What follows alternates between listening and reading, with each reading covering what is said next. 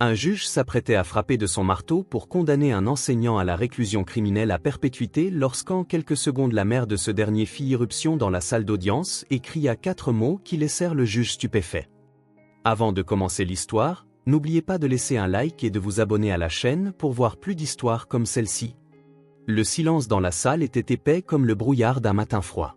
Margaret Thompson, assise au premier rang, observait son fils Ryan, les yeux embués de larmes retenues, ses doigts tordaient un mouchoir blanc humide tandis que son regard alternait anxieusement entre le visage pâle de son fils et les expressions sévères des jurés. Le costume bleu marine que Ryan avait soigneusement choisi pour le procès semblait désormais peser des tonnes sur ses épaules tendues. Les menottes à ses poignets reflétaient la lumière fluorescente de la salle, rappel cruel et constant de sa situation. À ses côtés, Sarah Wells, son avocate, gardait une posture ferme, bien que la tension dans sa mâchoire trahissait son inquiétude quant à la tournure que prenait le procès. Le procureur James Morrison se leva avec la confiance de celui qui, au cours de sa carrière, avait déjà condamné des centaines de criminels. Son costume gris impeccable et sa posture autoritaire dégageaient une telle prestance que plusieurs jurés se remuèrent sur leur siège, suspendus à chacun de ses mots. « Mesdames et messieurs du jury », commença-t-il d'une voix grave qui résonna dans la salle, ce que nous avons devant nous aujourd'hui n'est pas une affaire de doute ou de circonstance. Il s'agit d'un meurtre prémédité, exécuté avec une brutalité qui choque même les enquêteurs les plus aguerris. Morrison fit alors une pause stratégique, balayant du regard chaque visage dans le jury, établissant un lien silencieux avant de poursuivre d'un pas mesuré. Il s'avança vers l'écran de projection installé dans la salle d'audience et déclara « Les preuves que nous allons présenter aujourd'hui sont irréfutables ». Pendant que des images de la scène de crime commençaient à apparaître, la première photographie montrait l'appartement du professeur Thomas Quinn dans un complet désordre, meubles renversés, taches sombres sur le tapis beige, effets personnels éparpillés tels des confettis macabres issus d'une célébration funeste. Maggie étouffa un sanglot et Ryan ferma les yeux un instant, la mâchoire crispée par l'effort de conserver son calme. 3 jurés détournèrent instinctivement le regard, tandis que d'autres se penchaient en avant pour absorber chaque détail macabre de la scène. L'ADN du prévenu avait été retrouvé un peu partout dans l'appartement de la victime. Morrison reprit, sa voix prenant de l'intensité, ces empreintes digitales ont été découvertes non seulement sur l'arme du crime, un ouvre-lettre appartenant à la victime elle-même, mais aussi sur divers objets disséminés dans l'appartement. La caméra de sécurité de l'immeuble avait enregistré son entrée à 19h43, précisément dans la tranche horaire durant laquelle les experts avaient déterminé que le crime avait été commis, et, surtout, Ryan Thompson avait un mobile puissant pour vouloir la mort de Thomas Quinn. À cet instant, Sarah Wells se leva brusquement, sa voix, ferme, tranchant l'air comme une lame. « Objection, votre honneur. » L'accusation avance des allégations sans présenter les preuves adéquates pour les étayer. Le juge Howard, un homme de 60 ans aux yeux perçants et aux rides profondes témoignait d'années de décisions difficiles, se pencha en avant sur sa chaise.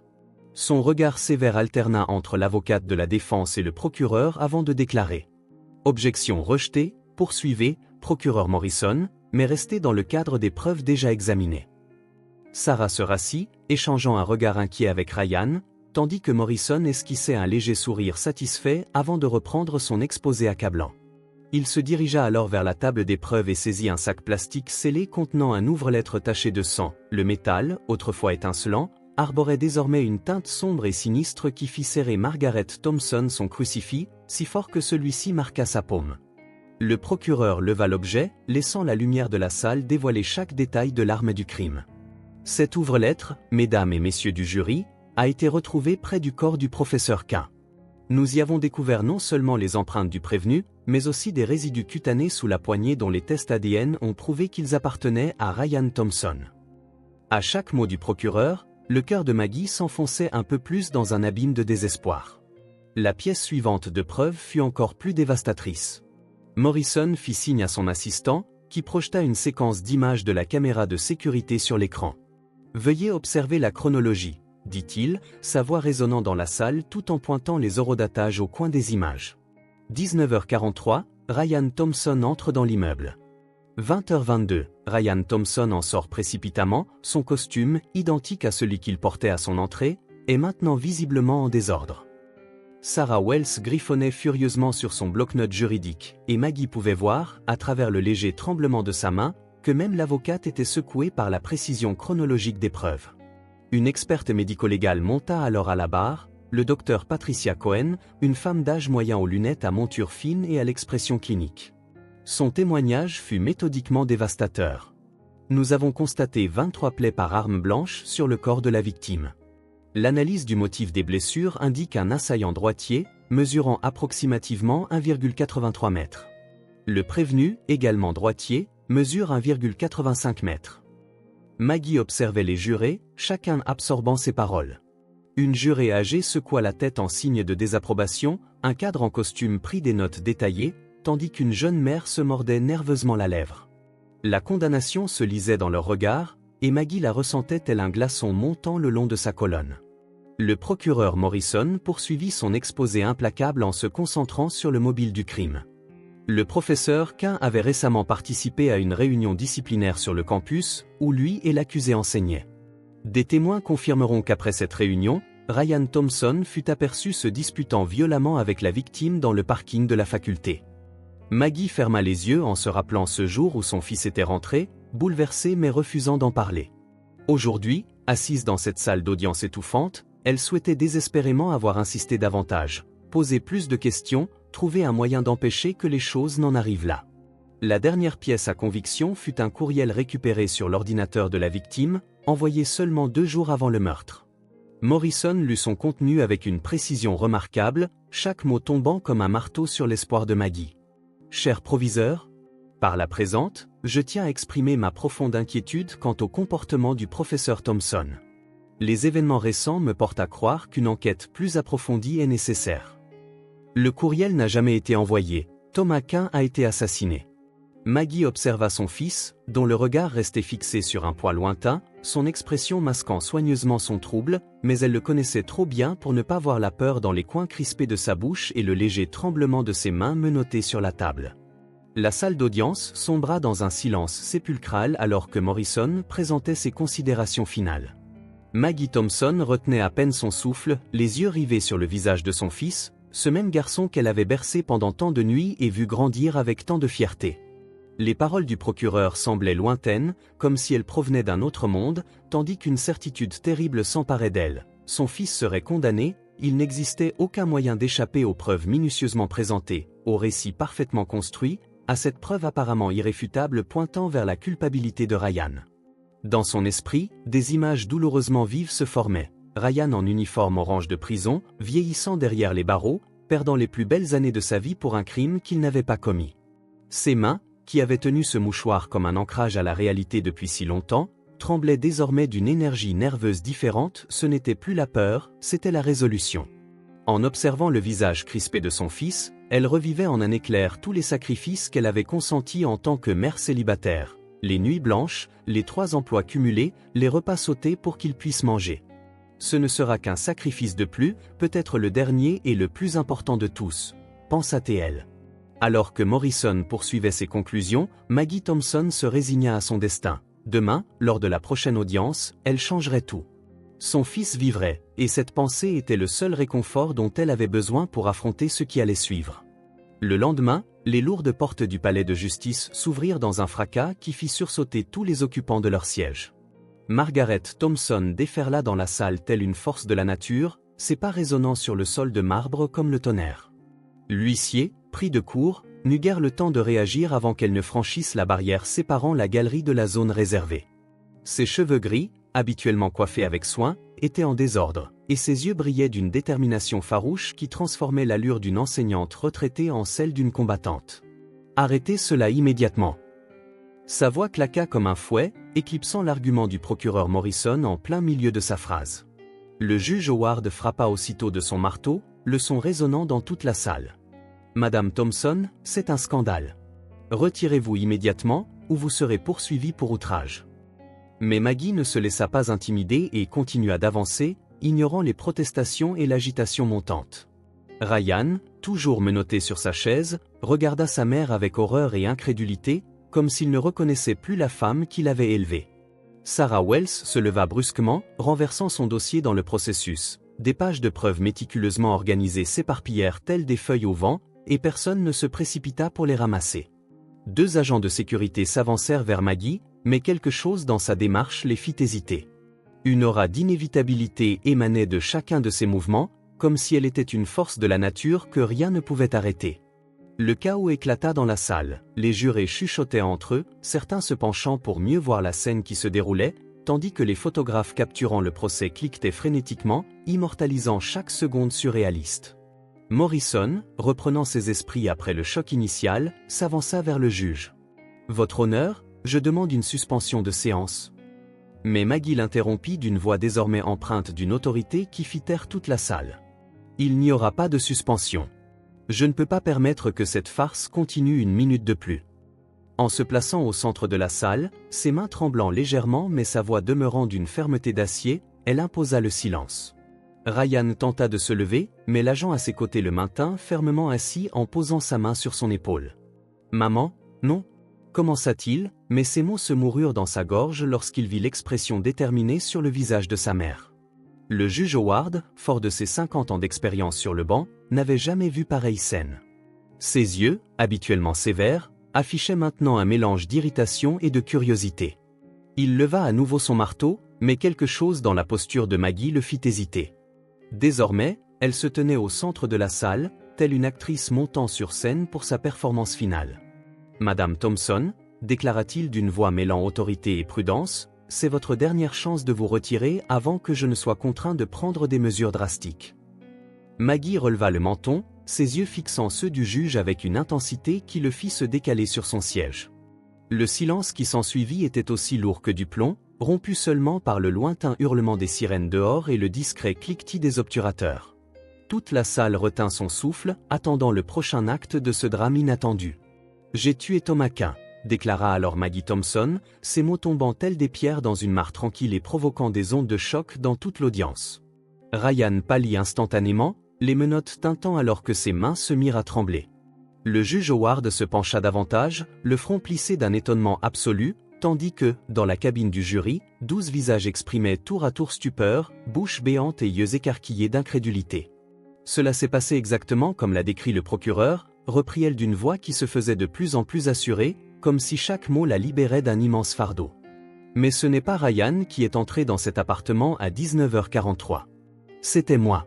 Je portais le manteau et le chapeau de mon fils, emprunté à son placard ce matin-là. » Sarah Wells laissa échapper une exclamation étouffée, ses mains agrippant le bord de la table de la défense au point de blanchir ses jointures, tandis que Morrison, lui, demeurait immobile tel une statue, le visage impassible, empli de confusion et de scepticisme.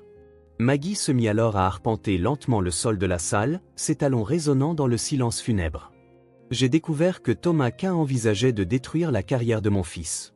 Il avait constitué un dossier avec de fausses allégations de harcèlement, des documents fabriqués, des témoignages manipulés. Je l'ai confronté chez lui. Je lui ai montré que j'avais des preuves de ces manipulations et j'ai menacé de dévoiler son comportement inapproprié avec des étudiants. Il a ri, oui, il a ri en disant que personne ne me croirait. » Un sanglot étouffé s'échappa de Ryan. « Maman, non, s'il te plaît. » Mais Maggie continua, chaque mot s'emboîtant comme la pièce d'un puzzle. « Quinn était furieux quand il a découvert que je possédais des copies de ses courriels compromettants. Il a tenté de m'empêcher de partir, il y eut une lutte. Je ferme les yeux en repensant à ce moment, l'ouvre-lettre était là, sur la table, quand il s'est jeté pour m'attraper. J'ai simplement réagi. » Une jurée plus âgée porta sa main à sa poitrine, les yeux embués, tandis qu'un autre juré secouait lentement la tête, comme pour assimiler chaque mot. Le procureur Morrison s'avança alors. « Votre honneur, il s'agit manifestement d'une tentative désespérée d'une mère pour sauver son fils. Il n'existe aucune preuve corroborant cette histoire fantasque. » Maggie se tourna vers lui avec un calme surprenant. « Les gants de jardinage que je portais ce soir-là sont toujours au fond de ma serre, tachés de sang. Le manteau de Ryan que j'ai enfilé est caché dans une boîte dans le grenier, avec le chapeau. Et si vous vérifiez les caméras du campus ce jour-là, vous constaterez que Ryan donnait cours au moment exact du crime. Des dizaines d'étudiants peuvent en témoigner. » Sa voix ne tremblait plus, chaque mot portait le poids d'une vérité indéniable. Le juge Howard se ressaisit, et d'une voix tonnante il déclara. « Madame Thompson, êtes-vous consciente que vous venez de confesser un homicide en pleine audience ?» Maggie hocha lentement la tête, un sourire triste effleurant ses lèvres. « Oui, votre honneur, et je peux prouver chacun de mes mots. » Ryan parvint enfin à se lever, ignorant les protestations de l'agent qui se tenait à côté de lui. « Maman, non, tu ne peux pas faire ça. Je ne te laisserai pas. » Des larmes coulèrent librement sur son visage, sa voix épaisse d'émotion. Sarah Wells tenta, tant bien que mal, d'apaiser son client tout en digérant les implications dévastatrices de cette révélation. « Je peux décrire chaque instant de cette nuit ?» Maggie reprit, la voix plus douce, presque lointaine, comme si elle revivait chaque détail.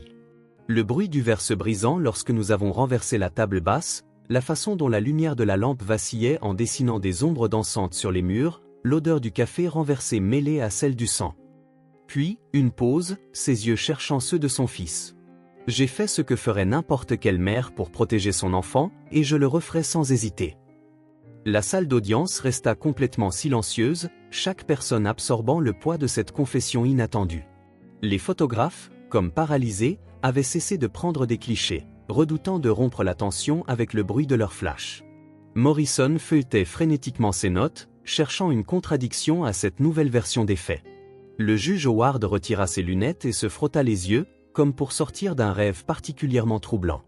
Le silence qui suivit la confession de Maggie avait un poids propre, lourd et étouffant, comme si l'air même de la salle s'était figé, suspendant chaque respiration, chaque mouvement, chaque pensée inachevée. Les larmes de Ryan ruisselaient silencieusement sur son visage, formant des taches sombres sur son costume immaculé, tandis que ses épaules tremblaient sous des sanglots étouffés. Son regard implorait sa mère de tout nier, de dire que ce n'était qu'un cauchemar dont ils se réveilleraient tous. Sarah Wells resta immobile, son esprit juridique peinant à saisir les implications de ce tournant extraordinaire. Ses mains flottaient au-dessus de son dossier, consciente qu'aucune préparation ne pouvait l'avoir réellement préparé à ce moment. Le procureur Morrison alternait son regard entre ses notes méticuleuses et la silhouette droite de Maggie, cherchant désespérément une explication rationnelle à ce qui venait de se passer. Dans le box du jury, les réactions formaient une mosaïque d'émotions brutes. Une jeune jurée sanglotait, le visage enfoui dans ses mains. À côté, une cadre stoïque avait les yeux embués, tandis qu'une dame âgée serrait son crucifix et murmurait une prière silencieuse. L'amour d'une mère, dans sa forme la plus crue et sacrificielle, avait touché quelque chose de profond en chacun d'eux. Le juge Howard rompit enfin le silence, sa voix habituellement tonitruante réduite à un murmure presque imperceptible. « Agent, placez Madame Thompson en détention. » Deux policiers s'avancèrent avec hésitation, comme s'ils redoutaient de toucher la femme qui venait de dévoiler l'immensité de l'amour maternel. Maggie tendit ses poignets avec une dignité sereine, ses yeux ne quittant jamais le visage de son fils. « Non !» Le cri de Ryan résonna contre les murs, brisant le charme du silence. Il tenta de se lever, luttant contre ses chaînes et contre l'agent qui le retenait, implorant d'une voix étranglée. « Maman, s'il te plaît, ne fais pas ça, je ne peux pas te laisser faire. » Le juge Howard frappa de nouveau de son marteau, le son résonnant tel un coup de feu. « Cette séance est levée. » Sa voix reprit de l'autorité. Le tribunal se réunira de nouveau demain à 9 h pour réévaluer toutes les preuves à la lumière de ce nouveau développement. Alors que les agents conduisaient Maggie vers la sortie, elle gardait la tête haute, ses pas fermes et rythmiques résonnant sur le sol froid du palais de justice. Bien qu'elle paraisse presque engloutie par sa combinaison orange, quelque chose dans sa démarche dégageait une dignité inébranlable, comme si porter ce fardeau était une victoire personnelle. Ses yeux restaient fixes devant elle, mais l'éclat qui s'y lisait trahissait la douleur qu'elle contenait. Derrière elle, Ryan appela sa mère, la voix étranglée par des sanglots croissants. « Maman, s'il te plaît. » Sarah Wells, visiblement secouée, agrippa les épaules de Ryan en murmurant des mots de réconfort qui ne parvenaient pas à apaiser la profondeur de son angoisse. Plus tard, le détective Marcus Shen étala des photos de la scène de crime sur son bureau tout en réécoutant, pour la 3e fois, l'enregistrement de la confession de Margaret Thompson. À côté de lui, une pile de rapports médico-légaux attendait d'être examinés. Quelque chose dans cette confession le hantait. Les détails étaient d'une précision telle qu'ils ne pouvaient être le fruit que des divagations d'une mère désespérée. « Reprenez la partie sur la lampe », demanda-t-il à son assistant qui contrôlait l'enregistrement. La lampe continuait de vaciller, projetant des ombres dansantes sur les murs. La voix enregistrée de Maggie résonnait dans la pièce silencieuse. Shen consulta le rapport initial de la scène de crime. En effet, celui-ci mentionnait et photographiait une lampe au câblage défectueux, un détail mineur qui n'avait pas été divulgué à la presse. Seul le meurtrier pouvait connaître une telle précision. L'enquêtrice de la scène de crime voisine, Sandra Martinez, réexamina les preuves matérielles avec un regard neuf. Les motifs des taches de sang sur le tapis racontaient une histoire différente. Nous avions supposé que l'agresseur avait la taille de Ryan, mais si la personne portait des talons. Elle griffonna des calculs dans son carnet, ajustant les variables, et la nouvelle analyse commença à prendre sens. Le procureur Morrison entra dans la pièce, portant un épais dossier. « Nous avons trouvé quelque chose d'intéressant sur les caméras du campus », annonça-t-il d'une voix tendue. Ryan Thompson donnait réellement cours au moment du meurtre. 27 étudiants confirment sa présence. Il jeta plusieurs relevés d'horodatage sur la table. Comment avons-nous pu passer à côté de cela auparavant? La frustration dans sa voix était palpable. Shen se leva et s'approcha du panneau où étaient épinglées les photos de la scène de crime. « Et il y a autre chose, » déclara-t-il en désignant une image précise. « Voyez ces marques sur le cadre de la porte. Nous pensions qu'elles correspondaient à la taille de Ryan, mais en consultant le rapport médico-légal, si la personne portait des talons, la hauteur correspond exactement à celle de Maggie Thompson. » Morrison secoua la tête, toujours réticent. « Et qu'en est-il de l'ADN, des empreintes sur l'ouvre-lettre » Intervint alors Martinez, brandissant un rapport. « Je viens de réexaminer les échantillons, l'ADN sous les ongles de la victime présente des traces pouvant appartenir à une femme. Au moment des tests, elles avaient été écartées comme de la contamination, mais maintenant... » Sa voix se perdit alors qu'elle feuilletait d'autres résultats sur le bureau de Shen. L'enregistrement de la confession de Maggie continuait de jouer. Chaque détail qu'elle évoquait trouvait sa corroboration dans les rapports, chaque élément de son récit s'assemblant comme les pièces d'un puzzle mal placé. La vérité émergeait, non pas grâce à de nouvelles preuves, mais par une nouvelle lecture des anciennes. Les enquêteurs se rendirent sur le terrain, la serre était exactement telle que Maggie l'avait décrite. Au fond d'une étagère poussiéreuse, derrière des pots cassés et des outils rouillés, se trouvait une paire de gants de jardinage soigneusement pliés dans un sac plastique. Martinez les examina minutieusement, notant les taches assombries recouvrant le tissu, positives au sang. « Après le test préliminaire, regardez ceci », annonça-t-elle en pointant une petite déchirure près du pouce droit. Le gant s'est déchiré pendant la lutte, un détail trop précis pour être inventé. Dans le grenier des Thompson, dissimulé sous une pile de vieilles boîtes de Noël, ils découvrirent une autre pièce à conviction cruciale, le manteau de Ryan, portant encore des traces microscopiques du crime. Elle conserva soigneusement cette preuve. Shen murmura en examinant le vêtement, il n'avait pas été détruit, comme si une part d'elle savait qu'un jour il faudrait prouver la vérité. Le chapeau était également là, soigneusement plié dans du papier de soie, telle une macabre relique du sacrifice maternel. Morrison, qui suivait ces découvertes avec une inquiétude grandissante, reçut un nouveau rapport de l'équipe technique. « Les relevés téléphoniques de cas ont été récupérés », déclara-t-il, la voix tendue. « Nous avons trouvé une série de messages supprimés. Il prévoyait en effet de ruiner la carrière de Ryan. » Il remit les impressions à Shen, qui les examina attentivement.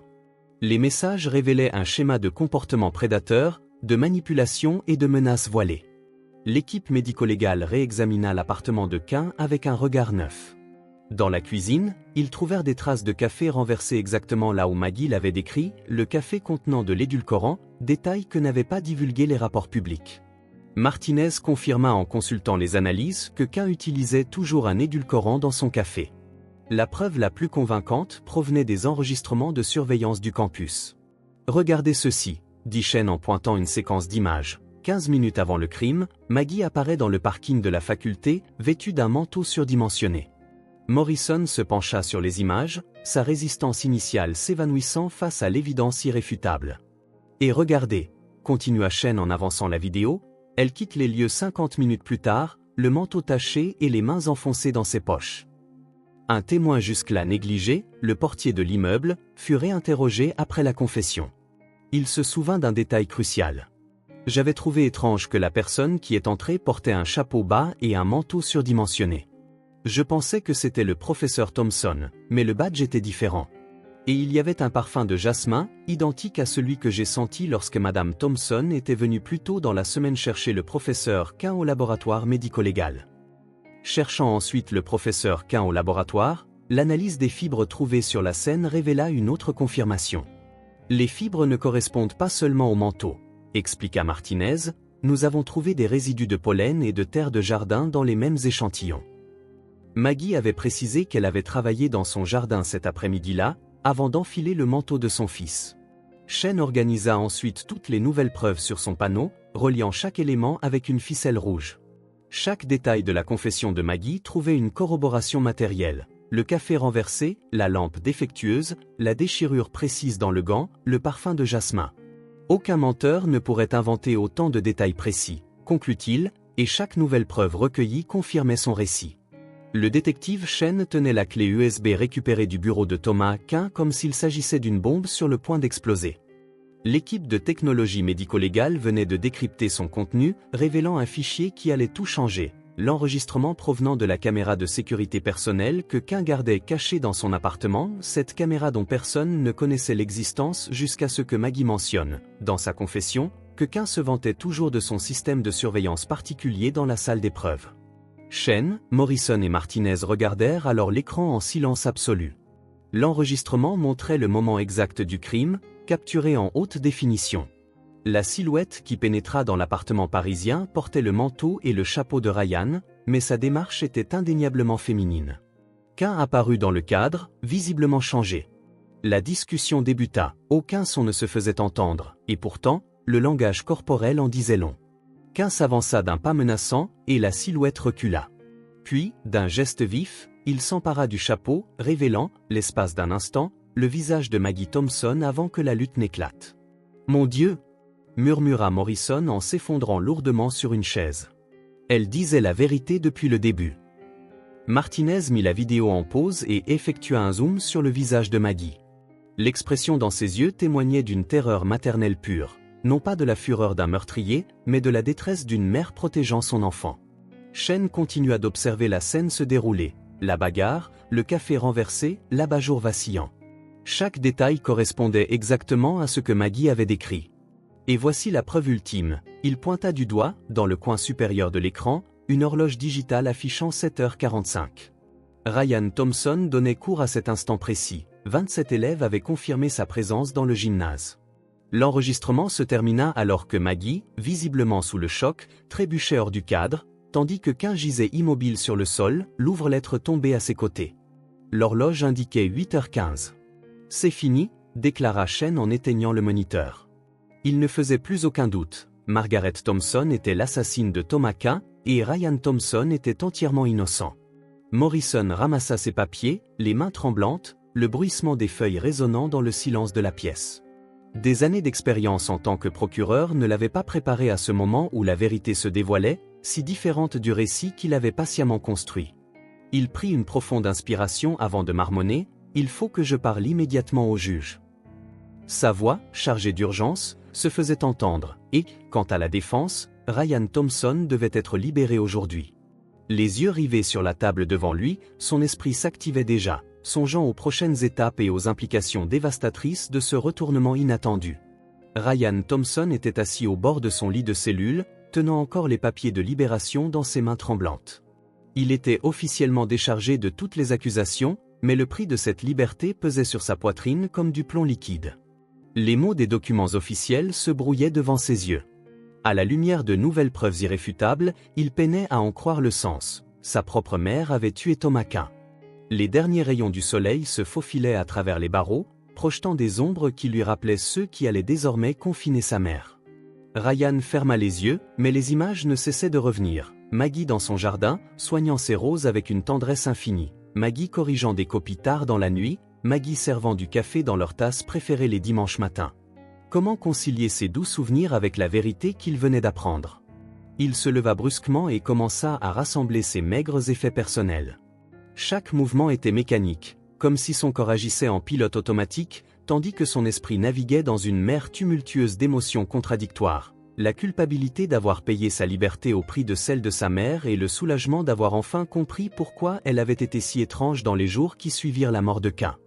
Le gardien apparut pour libérer Ryan, mais il ne registra guère la procédure de sortie.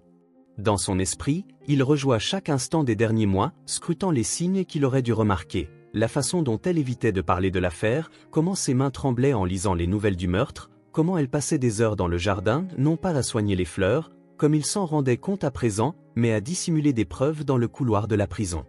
Ses pas résonnaient dans le vide. Chaque foulée l'éloignait un peu plus des barreaux qu'il avait confinés, tout en le rapprochant d'une vérité encore plus étouffante. sa mère avait ôté une vie pour sauver la sienne. Sa tendre mère, qui n'aurait même pas tué une araignée dans la salle de bain préférant l'attraper délicatement pour la relâcher dans le jardin, avait commis un meurtre. L'agent lui rendit ses effets personnels, et Ryan serra son anneau de remise de diplôme un instant de trop. Ce précieux bijou, cadeau de sa mère, avait été acquis grâce à des mois d'économie sur son modeste salaire d'enseignante, pour que tu n'oublies jamais ce dont tu es capable, lui avait-elle dit. Aujourd'hui, ces mots prenaient une signification nouvelle, à la fois douce et amère. Jusqu'où une mère irait-elle pour protéger les rêves de son enfant? Sarah Wells l'attendait à la sortie, mais Ryan peinait à croiser son regard. Comment remercier quelqu'un qui contribue à prouver ton innocence, alors même que cela signifie condamner ta propre mère? Les mots se coinçaient dans sa gorge, mêlés à tant de questions pour lesquelles il doutait d'avoir le courage de demander. Pourquoi? Depuis combien de temps savait-elle ce qui se tramait avec K? Que s'était-il réellement passé cette nuit-là? La salle de visite de la prison était vide, à l'exception de Ryan et de sa mère. Maggie Thompson, vêtue de la combinaison orange, ressemblait si bien à l'une de ses anciennes robes fleuries, affichant une dignité inébranlable. Ses mains, jadis toujours occupées par des livres ou des outils de jardinage, reposaient maintenant calmement sur la table en métal. Le silence qui s'était installé entre eux était épais, chargé de mots tus. « Pourquoi, maman ?» La voix de Ryan était plus dure qu'il ne l'avait voulu. « Pourquoi ne m'as-tu rien dit? Pourquoi m'as-tu laissé être accusé aussi longtemps ?» Ses mains tremblaient sur la table, il les serra en poing, luttant contre l'émotion. Maggie tendit la main, comme pour toucher son fils, puis s'arrêta à mi-chemin. « Tu allais me détruire, Ryan. » Il avait constitué un dossier complet de mensonges, d'accusations fabriquées. Qu'un était obsédé, déterminé à ruiner ta carrière, ta vie. Elle prit une profonde inspiration. Des décennies d'instinct maternel se sont heurtés à mon besoin de révéler toute la vérité. Lorsque je l'ai confronté cette nuit-là, je lui ai montré la preuve de ses manipulations. Je pensais que cela suffirait à le faire reculer, mais non. Ryan reprit, la voix à peine contenue par l'angoisse. Que s'est-il passé, maman? J'ai besoin de connaître toute la vérité. Les yeux de Maggie se perdirent dans le vague, revivant cette nuit. Il a ri quand je lui ai montré les preuves, me disant que personne ne me croirait, que ces relations lui garantiraient que tu ne travaillerais plus jamais dans aucun établissement scolaire. Ses mains se mirent à trembler légèrement. Quand j'ai voulu partir, il est devenu furieux. Il m'a saisi le bras avec violence et a proféré des paroles abjectes, affirmant qu'il prendrait plaisir à détruire ta vie, morceau par morceau. Ryan observait chaque expression sur le visage de sa mère, essayant de comprendre comment cette femme, qu'il avait élevée seule et prêchait toujours la non-violence, avait pu en arriver là. Maggie poursuivit d'une voix presque chuchotée, l'ouvre-lettre était là, sur la table, quand il s'est approché. C'était l'instinct maternel.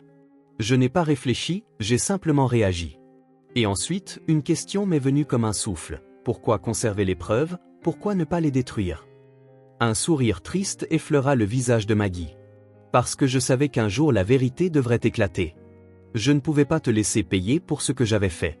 J'ai tout gardé, dans l'attente, redoutant le moment où cela deviendrait nécessaire. Mais, maman, tu m'as laissé être arrêté. La douleur dans la voix de Ryan était palpable. Tu m'as fait croire que ma vie était finie, chaque jour en cellule me détruisait de l'intérieur. Maggie répondit, les larmes finissant par perler. Je préférais attendre le moment opportun plutôt que risquer une confession précipitée que personne ne croirait. Il fallait que je sois certaine, que, lorsque je parlerai, j'ai la preuve. Pour toi, Ryan, toujours pour toi. Ryan se leva brusquement et se dirigea vers la fenêtre à barreaux. Le soleil de l'après-midi projetait sur les murs des ombres rappelant celles des barreaux de sa propre cellule. Tu sais ce qui est pire, maman? Sa voix s'étouffa. Je comprends pourquoi tu l'as fait, et je me déteste de t'avoir comprise. Maggie resta assise, observant le dos tendu de son fils. Je ne le regrette pas, dit-elle avec une fermeté surprenante. Si je devais tout refaire pour te protéger, je le referais. C'est ce que font les mères, elles protègent leurs enfants, quel qu'en soit le prix. Ryan se tourna vers elle, les yeux embués de larmes. Dans son uniforme carcéral, elle paraissait plus petite, plus fragile, mais ses yeux conservaient la force d'antan, la même force qui l'avait élevée, qui l'avait protégée, et qui la poussait aujourd'hui à accepter les conséquences de son ultime acte de protection. Après un long moment de silence, Ryan finit par prononcer, d'une voix tremblante. « Je t'ai vu cette nuit, maman. » La confession tomba entre eux comme un coup de tonnerre, figeant Maggie sur place. J'étais dans le parking. Je t'ai vu entrer dans l'immeuble en portant mon manteau. Le visage de Maggie pâlit. Ses mains se crispèrent sur le rebord de la table en métal. Mais comment? Pourquoi? Les mots s'échappèrent de ses lèvres en tremblant. Cet après-midi, j'ai reçu un message de K. Il voulait me rencontrer, il disait avoir quelque chose d'important à me dire. Ryan passa ses mains sur son visage, comme si des années de tension refoulée se libéraient enfin. Quand je suis arrivé, je t'ai vu entrer. J'ai reconnu ta démarche, même sous le poids de mon manteau. J'ai attendu dans la voiture, paniqué, sans savoir quoi faire. Des larmes silencieuses commencèrent à couler. Quand tu es parti, j'ai réalisé que quelque chose de terrible s'était produit. Tes mains tremblaient, et il y avait des taches sur ton manteau. J'ai conduit jusqu'à chez moi et t'ai attendu, mais je n'ai pas osé t'affronter. Comment aurais-je pu le faire? Tu as toujours été mon protecteur, mon refuge. Pourquoi n'as-tu rien dit pendant le procès? Murmura-t-elle. Ryan se pencha en avant, la voix intense. Pour la même raison, tu as gardé les preuves au lieu de les détruire. Tu me protégeais, mais tu me protégeais aussi de devoir choisir entre mentir sous serment et condamner ma propre mère. Alors, tu as accepté qu'on t'accuse. Maggie porta la main à sa bouche, réalisant l'ampleur du sacrifice de son fils. Il valait mieux être accusé à tort que d'être contrainte de témoigner contre toi. Ryan tendit la main et toucha doucement celle de sa mère. Je préférais porter la culpabilité d'un crime que je n'ai pas commis plutôt que celle de te condamner. Le silence qui suivit était chargé d'une compréhension muette. Mère et fils, assis face à face, semblaient converser sans avoir besoin de mots. Maggie garda ses mains fermement entrelacées sur la table, comme pour contenir le flot d'émotions qui menaçait de déborder, tandis que Ryan se penchait légèrement, les coudes reposant sur le métal froid, les yeux rivés sur le visage de sa mère.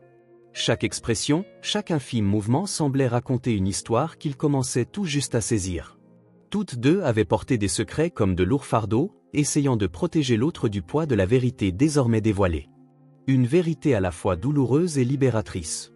Maggie rompit finalement le silence d'un profond soupir. « Je ne m'attendais pas à ce que ce soit facile, » dit-elle d'une voix basse mais assurée, « mais peut-être pouvons-nous maintenant aller de l'avant, même si nos chemins divergent. » Ryan hocha la tête, l'acceptation se lisant dans ses yeux.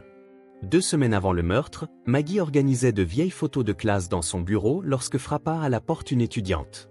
Emily Parker, 19 ans, tremblait en tenant une enveloppe brune.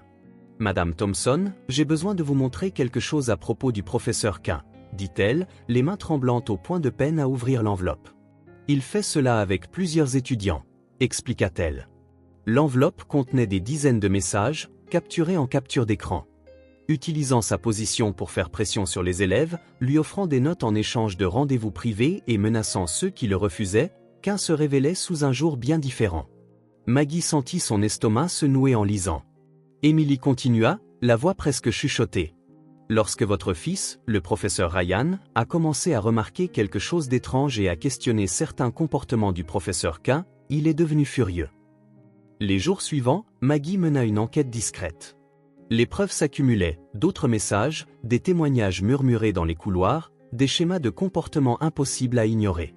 Puis, un après-midi pluvieux, alors qu'elle fouillait dans le système universitaire pour trouver davantage de preuves, elle découvrit quelque chose qui lui glaça le sang.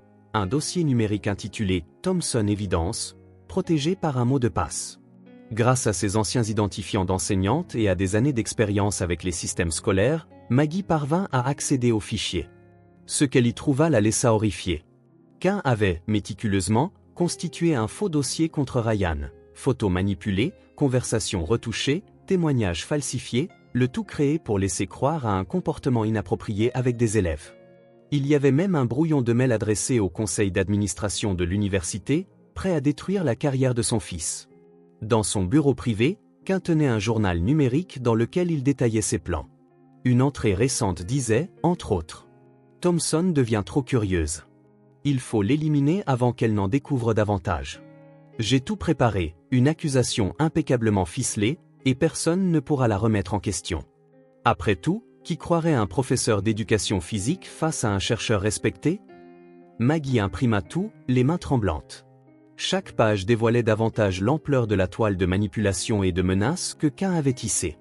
Dans un dossier séparé, Elle découvrit qu'il avait déjà détruit d'autres carrières de la même manière, celles de professeurs et d'agents qui avaient osé remettre en cause ses méthodes ou s'approcher trop près de la vérité. La veille du crime, Maggie trouva le dernier email de Cain adressé à Ryan. « Demain, à 8 h, chez moi. Nous avons d'importantes choses à discuter concernant ton avenir à l'institution. » Les mots étaient polis, mais la menace implicite était aussi limpide que de l'eau de roche. C'est à cet instant que Maggie Thompson, enseignante à la retraite et mère dévouée, décida qu'elle devait agir avant qu'il ne soit trop tard. Maggie ajusta le manteau de Ryan sur ses épaules en montant les marches du bâtiment de Cain. Le poids des preuves dans son sac semblait s'accroître à chaque pas. Des dizaines de témoignages d'étudiants, des captures d'écran de messages menaçants, le faux dossier contre Ryan. Autant d'éléments démontrant la cruauté calculée de Cain. Lorsque Cain ouvrit la porte, son sourire arrogant vacilla en apercevant Maggie à la place de Ryan. « Madame Thompson, que faites-vous ici » demanda-t-il, son regard se posant sur le manteau surdimensionné qu'elle portait. Un éclair de compréhension traversa son visage. « Je sais tout. » Sans attendre d'invitation, Maggie entra et sortit les preuves de son sac, des témoignages d'étudiants, des preuves de ses menaces, de ses plans contre mon fils pour jeter les pages imprimées sur la table basse. Cain ramassa au hasard une feuille, son visage se durcissant en reconnaissant son propre dossier. « Alors, c'est vous qui avez pénétré dans mon ordinateur » ricana-t-il d'un rire froid et moqueur. « Vous savez, c'est un crime, n'est-ce pas? Atteinte à la vie privée, accès non autorisé. » Il se mit à déchirer méthodiquement les pages. « Ma parole contre la vôtre » répliqua Maggie d'une voix légèrement tremblante. « Qui pensez-vous qu'ils croiront? J'ai des copies de tout. Et je ne suis pas seule. Vos victimes sont prêtes à témoigner, ajouta-t-elle fermement. Maggie sortit encore d'autres documents de son sac, ceux d'Emily Parker, de Sarah Martinez, de Jennifer Walsh. Tout avait conservé des preuves, prêtes à vous accabler, Thomas. Le sourire de Cain disparut complètement. Il s'approcha, la voix basse et menaçante, déclara. « Vous n'avez aucune idée du jeu auquel vous jouez, Margaret. Votre précieux Ryan, si dévoué à ses élèves, si soucieux de leur bien-être. Ce serait fâcheux que des preuves surgissent, laissant entendre que cette sollicitude cache d'autres desseins, n'est-ce pas? N'osez surtout pas menacer mon fils. » La voix de Maggie, froide comme l'acier, retentit. « C'est fini, Thomas. Vos manipulations, vos menaces. C'est terminé. » Cain rejeta la tête en arrière et éclata de rire, ce n'est que le début. Il se dirigea vers son ordinateur. « Vous voulez voir ce que j'ai préparé pour votre fils ?» Ses doigts dansaient sur le clavier, photos, conversations, témoignages, tout était parfaitement orchestré. « Une fois que j'aurai fini, Ryan ne remettra plus jamais les pieds dans une salle de classe, » déclara-t-il. Maggie, la voix brisée, demanda « Pourquoi lui faire cela ?»« Parce qu'il s'approche trop, » grogna Cain. En posant des questions, en repérant des schémas. « Votre garçon, trop droit, trop moral. Les gens comme lui sont dangereux, Margaret. Ils doivent être éliminés avant qu'ils ne causent des ennuis. » Soudain, il se jeta en avant, saisissant le bras de Maggie avec une brutalité inouïe. « Maintenant, je vais vous montrer exactement ce qui arrive à ceux qui tentent de m'exposer. » Maggie se débattit, renversant une tasse de café qui fit voler des papiers un peu partout, tandis que la lampe voisine vacillait et projetait sur les murs des ombres dansantes. Dans la mêlée, des meubles furent renversés, et les feuilles s'envolèrent. Cain était plus fort, mais Maggie se battait avec la force désespérée d'une mère. Lorsqu'il la poussa contre la table, sa main trouva l'ouvre-lettre. Le froid métal contre sa paume sembla réveiller en elle quelque chose de primitif, cet instinct inébranlable d'une mère prête à tout pour protéger son enfant. « Vous n'allez pas détruire mon fils » s'écria-t-elle. L'ouvre-lettre trouva sa place entre les côtes de Cain, une fois, puis encore et encore. Chaque coup portait des années de fureur refoulée, d'impuissance face aux injustices subies, et la terreur pour l'avenir de son unique enfant. Ryan, pendant ce temps, était seul dans le bureau de Sarah Wells. Les preuves s'étalaient sur la table comme les pièces d'un puzzle macabre. Les fichiers récupérés sur l'ordinateur de Cain, extraits par la police scientifique, racontaient une histoire qui faisait nouer l'estomac de Ryan. Des photos trafiquées de lui avec des élèves, des conversations retouchées, des témoignages falsifiés. Une toile de mensonges savamment tissée pour le détruire. « Mon Dieu !» murmura-t-il en se passant les mains sur le visage, lisant le brouillon de mail que Cain avait prévu d'envoyer au conseil d'administration de l'université. Le document détaillait des accusations si convaincantes, si bien construites, qu'elles glaçaient le sang de Ryan, même en sachant qu'elles étaient mensongères. Cain n'avait pas seulement envisagé de mettre fin à sa carrière, il voulait détruire toute sa vie. Les messages récupérés sur le téléphone portable de Cain révélaient son obsession grandissante. Une note disait « Thompson devient un problème ». Une autre précisait « Trop droit, trop vigilant. Des gens comme lui sont dangereux. Il faut l'éliminer avant qu'il n'en sache plus ». Ryan sentit une boule se former dans sa gorge en réalisant que son inquiétude face au comportement suspect de Cain avec les élèves avait scellé son destin. Sa mère avait découvert tout cela avant lui, ayant pressenti le danger et agi de la seule manière qu'elle connaissait pour le protéger.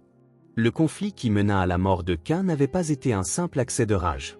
Ce fut l'apothéose d'un combat entre le désespoir d'une mère et la cruauté calculée d'un prédateur. « Tu sais, Ryan, » murmura Maggie, une compréhension soudaine l'assaillant telle une vague, je savais qu'en dépit de mes efforts pour contrecarrer ces fausses accusations, l'ombre du doute me hanterait pour toujours. Dans un système qui protège souvent les puissants, Cain aurait gagné même en perdant, et sa réputation en serait irrémédiablement tachée. Ryan se leva et s'avança lentement vers la petite fenêtre de son bureau. Chaque pas semblait porter le poids de toutes les révélations des derniers mois. Le soleil se couchait sur la ville, inondant l'horizon de teintes vibrantes de rouge, d'orange et d'or. Ces couleurs reflétaient le tumulte d'émotions qui l'envahissaient, colère, tristesse, soulagement, par-dessus tout, un amour profond et inébranlable pour sa mère. Il appuya ses mains sur le rebord métallique de la fenêtre, en sentant sa fraîcheur sous ses doigts, tandis que son regard se perdait dans un ciel en perpétuel changement. Les derniers mots de sa mère, prononcés lors du procès, résonnaient dans son esprit avec une clarté presque douloureuse, « J'ai fait ce que ferait n'importe quelle mère ». Autrefois ces mots semblaient si simples, à présent, avec le poids de la compréhension, il en saisissait toute la profondeur. Ce n'était pas seulement un acte de protection, c'était un acte de sacrifice, une justice désespérée. Sa mère n'avait pas agi par impulsion ni par haine, elle avait choisi de se tacher les mains, incapable de supporter l'idée de voir son fils détruit par des mensonges savamment orchestrés. Ryan ferma les yeux un instant, laissant la douce brise filtrée par la fenêtre entr'ouverte caresser son visage. Il se remémora toutes les fois où sa mère l'avait protégé enfant, lorsqu'elle affrontait des professeurs injustes, lorsqu'elle faisait des heures supplémentaires pour lui offrir ce dont il avait besoin, lorsqu'elle le consolait après chaque petite défaite.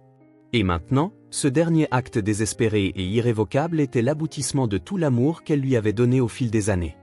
En rouvrant les yeux, Ryan vit le ciel d'un rouge sanglant qui, autrefois semblable à une blessure, apparaissait désormais comme le signe d'une renaissance, annonçant que l'obscurité à laquelle lui et sa mère avaient fait face commençait enfin à céder la place à la lumière.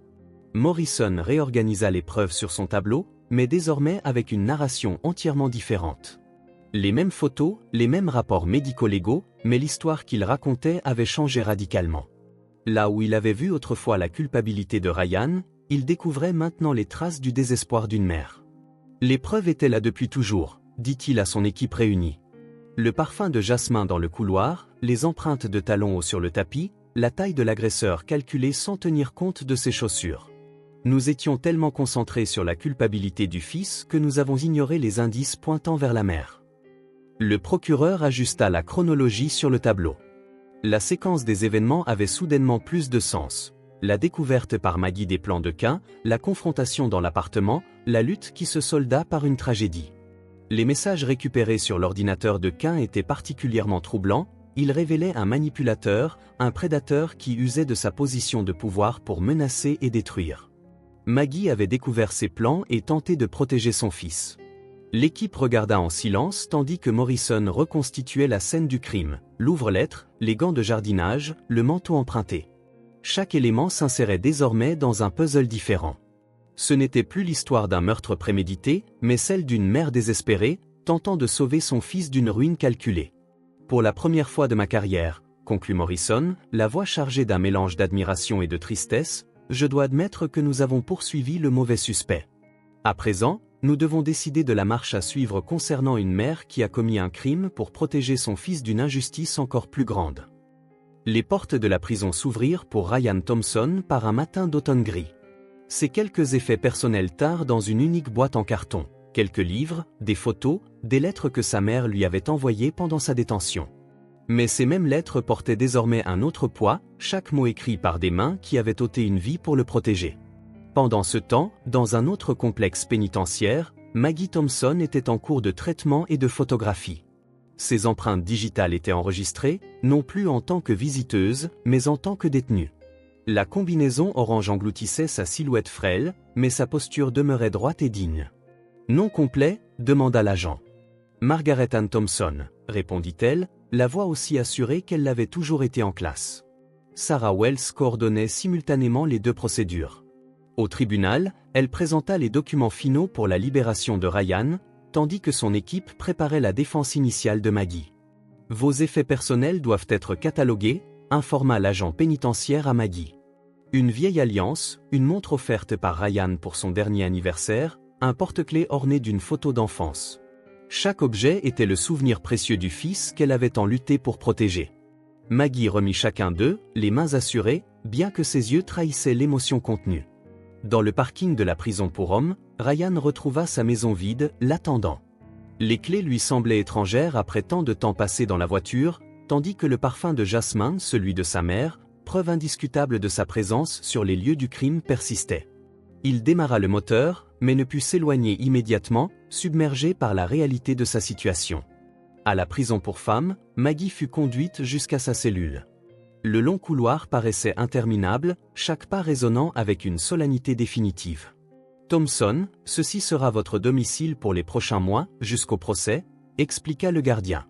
Maggie observa l'espace confiné. Un lit étroit, un lavabo, un petit bureau si différent de sa salle de classe, de son jardin, des lieux qui avaient rythmé toute sa vie. « Maman » murmura Ryan au volant, ses larmes s'échappant enfin dans sa cellule. Comme s'il entendait son appel, Maggie posa sa main sur le mur froid et se permit un moment de faiblesse, une larme roulant sur sa joue. La nouvelle de l'échange de prisonniers circulait dans les couloirs du palais de justice. Le personnel, témoin de la confession dramatique de Maggie, murmurait au sujet du revirement de l'affaire. Dans son bureau, le procureur Morrison examina, une dernière fois, les documents qui allaient libérer un homme et sceller le destin d'une autre ou plutôt, celui d'une mère ayant accompli l'impensable par amour.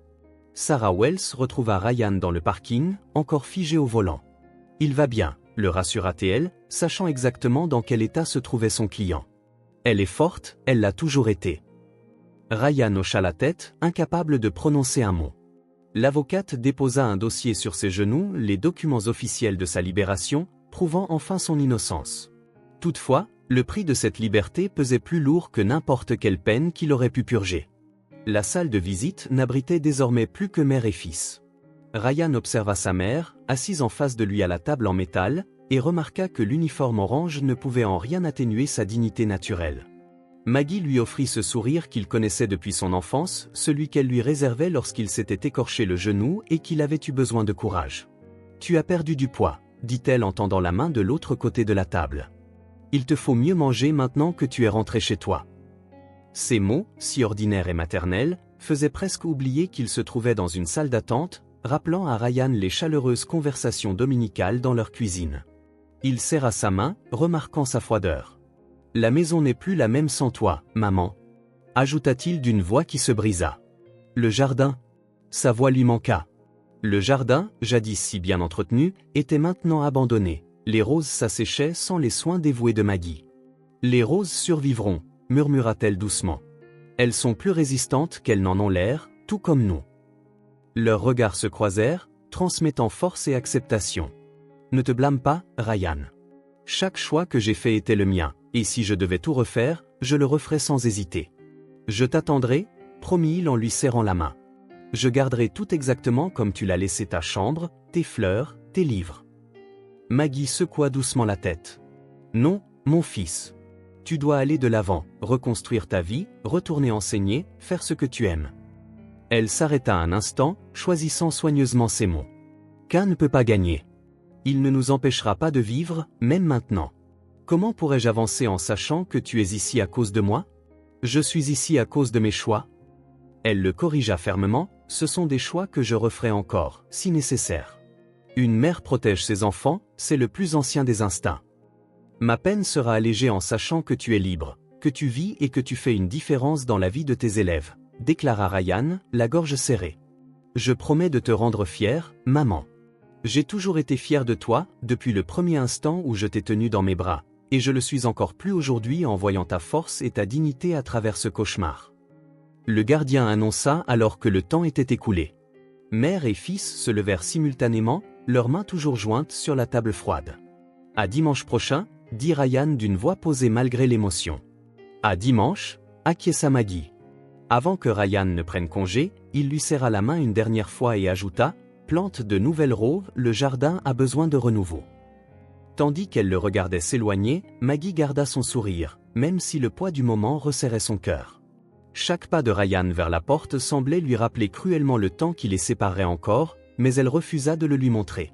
Ses yeux le suivirent jusqu'au dernier instant, enregistrant chaque détail. La façon dont il tenait le dossier, comment il ajustait le col de sa chemise, une habitude d'enfance, et le regard hésitant qu'il lui jeta avant de franchir le seuil. Le bruit discret de la porte qui se fermait résonna dans ses oreilles, tel un point final marquant la fin d'un chapitre de leur douloureux périple. Ce n'est que lorsque la salle de visite fut complètement silencieuse, hormis le bourdonnement lointain des néons, qu'elle laissa son sourire s'effacer. Les larmes, qu'elle avait si résolument refoulées, coulèrent désormais en silence sur ses joues, chacune semblant porter des années de sacrifice, d'amour et de lutte muette pour assurer l'avenir de son fils. Ce n'étaient pas des larmes de regret, Maggie était pleinement consciente de ses choix et ne les renierait jamais. Elles étaient plutôt des larmes d'acceptation, comme autant de délivrance du fardeau qu'elle portait dans son cœur, l'incarnation du prix qu'une mère paie pour un amour inconditionnel, un amour sans limite, défiant règles et conventions, et qui l'avait menée jusqu'ici. Elle s'essuya rapidement les yeux du bout des doigts et détourna son regard vers la table vide où Ryan avait si récemment été assis. Elle y sentait encore la présence de leur échange, l'énergie qu'il avait laissée derrière lui, et cela lui apportait un étrange réconfort. Même derrière les barreaux, Maggie savait que son amour continuerait de le soutenir, tel un réseau de racines invisibles et indestructibles. Le palais de justice était encore plus bondé que lors du procès de Ryan. Les journalistes se pressaient à l'arrière, crayon en main, prêts à documenter chaque instant de cette affaire qui captivait l'opinion publique. Une mère ayant avoué un meurtre pour sauver son fils, Margaret Thompson, fut introduite. Son uniforme carcéral avait été troqué contre un costume orange sobre. Ses cheveux grisonnants étaient soigneusement coiffés, et elle arborait la même posture droite qu'elle avait jadis, lorsqu'elle enseignait. À la table des procureurs, Morrison n'était pas présent, mais son assistante, Amanda Stevens, la jeune procureure, avait insisté pour prendre l'affaire, arguant qu'une perspective nouvelle était nécessaire, quelqu'un capable d'aller au-delà du récit initial. Elle organisa méthodiquement ses notes, jetant par intermittence des regards songeurs vers la prévenue. Ryan occupait le même siège que celui de sa mère lors de son procès, au premier rang, les mains jointes fermement, les yeux rivés sur la personne assise à la table de la défense. Sarah Wells, qui défendait désormais Maggie, se pencha pour murmurer quelque chose à sa cliente. Maggie acquiesça légèrement, ses yeux croisant brièvement ceux de son fils. Le juge Peterson Pa Howard, qui s'était récusé en raison de son implication dans l'affaire précédente, entra dans la salle d'audience. Plus jeune que son prédécesseur, il jouissait d'une réputation d'équilibre entre justice et compassion. « Debout, s'il vous plaît », annonça le greffier, et le bruit de dizaines de personnes se levant résonna dans la salle. Affaire numéro 2547, État contre Margaret Thompson. Le juge commença d'une voix claire et précise, accusation de meurtre au premier degré. Il fit une pause, ajusta ses lunettes en parcourant l'assemblée, et déclara, étant donné la nature exceptionnelle de cette affaire et ses circonstances extraordinaires, j'exige que toutes les parties fassent preuve du plus grand décorum. Amanda Stevens se leva, ses talons résonnant sur le sol silencieux, et s'adressa au tribunal. « Votre honneur, mesdames et messieurs les jurés », commença-t-elle d'un ton empreint de solennité, l'État reconnaît la complexité singulière de cette affaire. La prévenue a confessé le meurtre de Thomas Quin non par malveillance ou préméditation ordinaire, mais pour un motif qui nous contraint à examiner les limites même de la justice et de la moralité. Dans le box des jurés, 12 visages, 6 hommes et 6 femmes, dont 4 étaient des parents, observaient attentivement.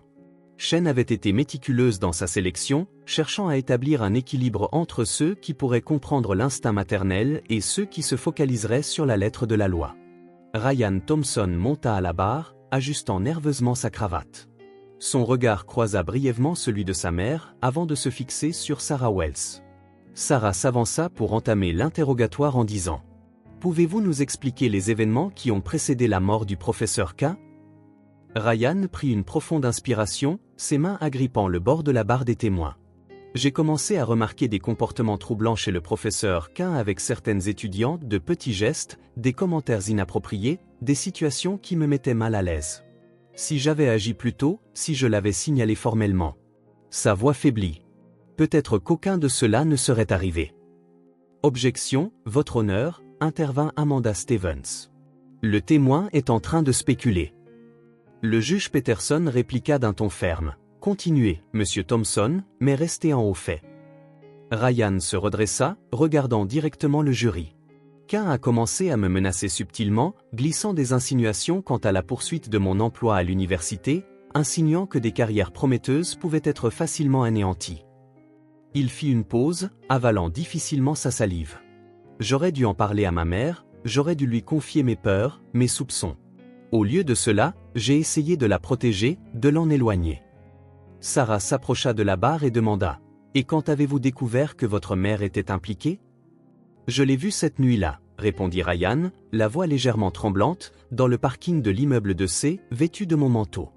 J'aurais pu l'empêcher, j'aurais pu intervenir, mais je me suis figé, regardant ma mère entrer dans ce bâtiment pour me protéger de quelque chose que j'aurais dû affronter moi-même. Dans le box des accusés, Maggie secoua imperceptiblement la tête, tandis que des larmes silencieuses roulaient sur son visage. Ryan reprit, la voix reprenant de la force. Quand elle est sortie, j'ai su qu'il s'était passé quelque chose d'horrible, mais même alors, même en le sachant, j'ai choisi de rester silencieux. Je les ai laissés m'arrêter, je leur ai permis de constituer un dossier contre moi, car l'alternative aurait été de trahir ma propre mère. « Pourquoi n'as-tu rien dit lors de ton procès ?» demanda Sarah. « Parce que je comprenais ce qu'elle avait fait pour moi. Quinn ne menaçait pas seulement mon emploi, il avait constitué un dossier complet d'allégations mensongères, manipulé les preuves, entraîné les témoins. Ma mère avait découvert tout cela avant moi. Elle avait vu la destruction venir et avait agi pour me protéger. » Ryan fixa directement sa mère du regard.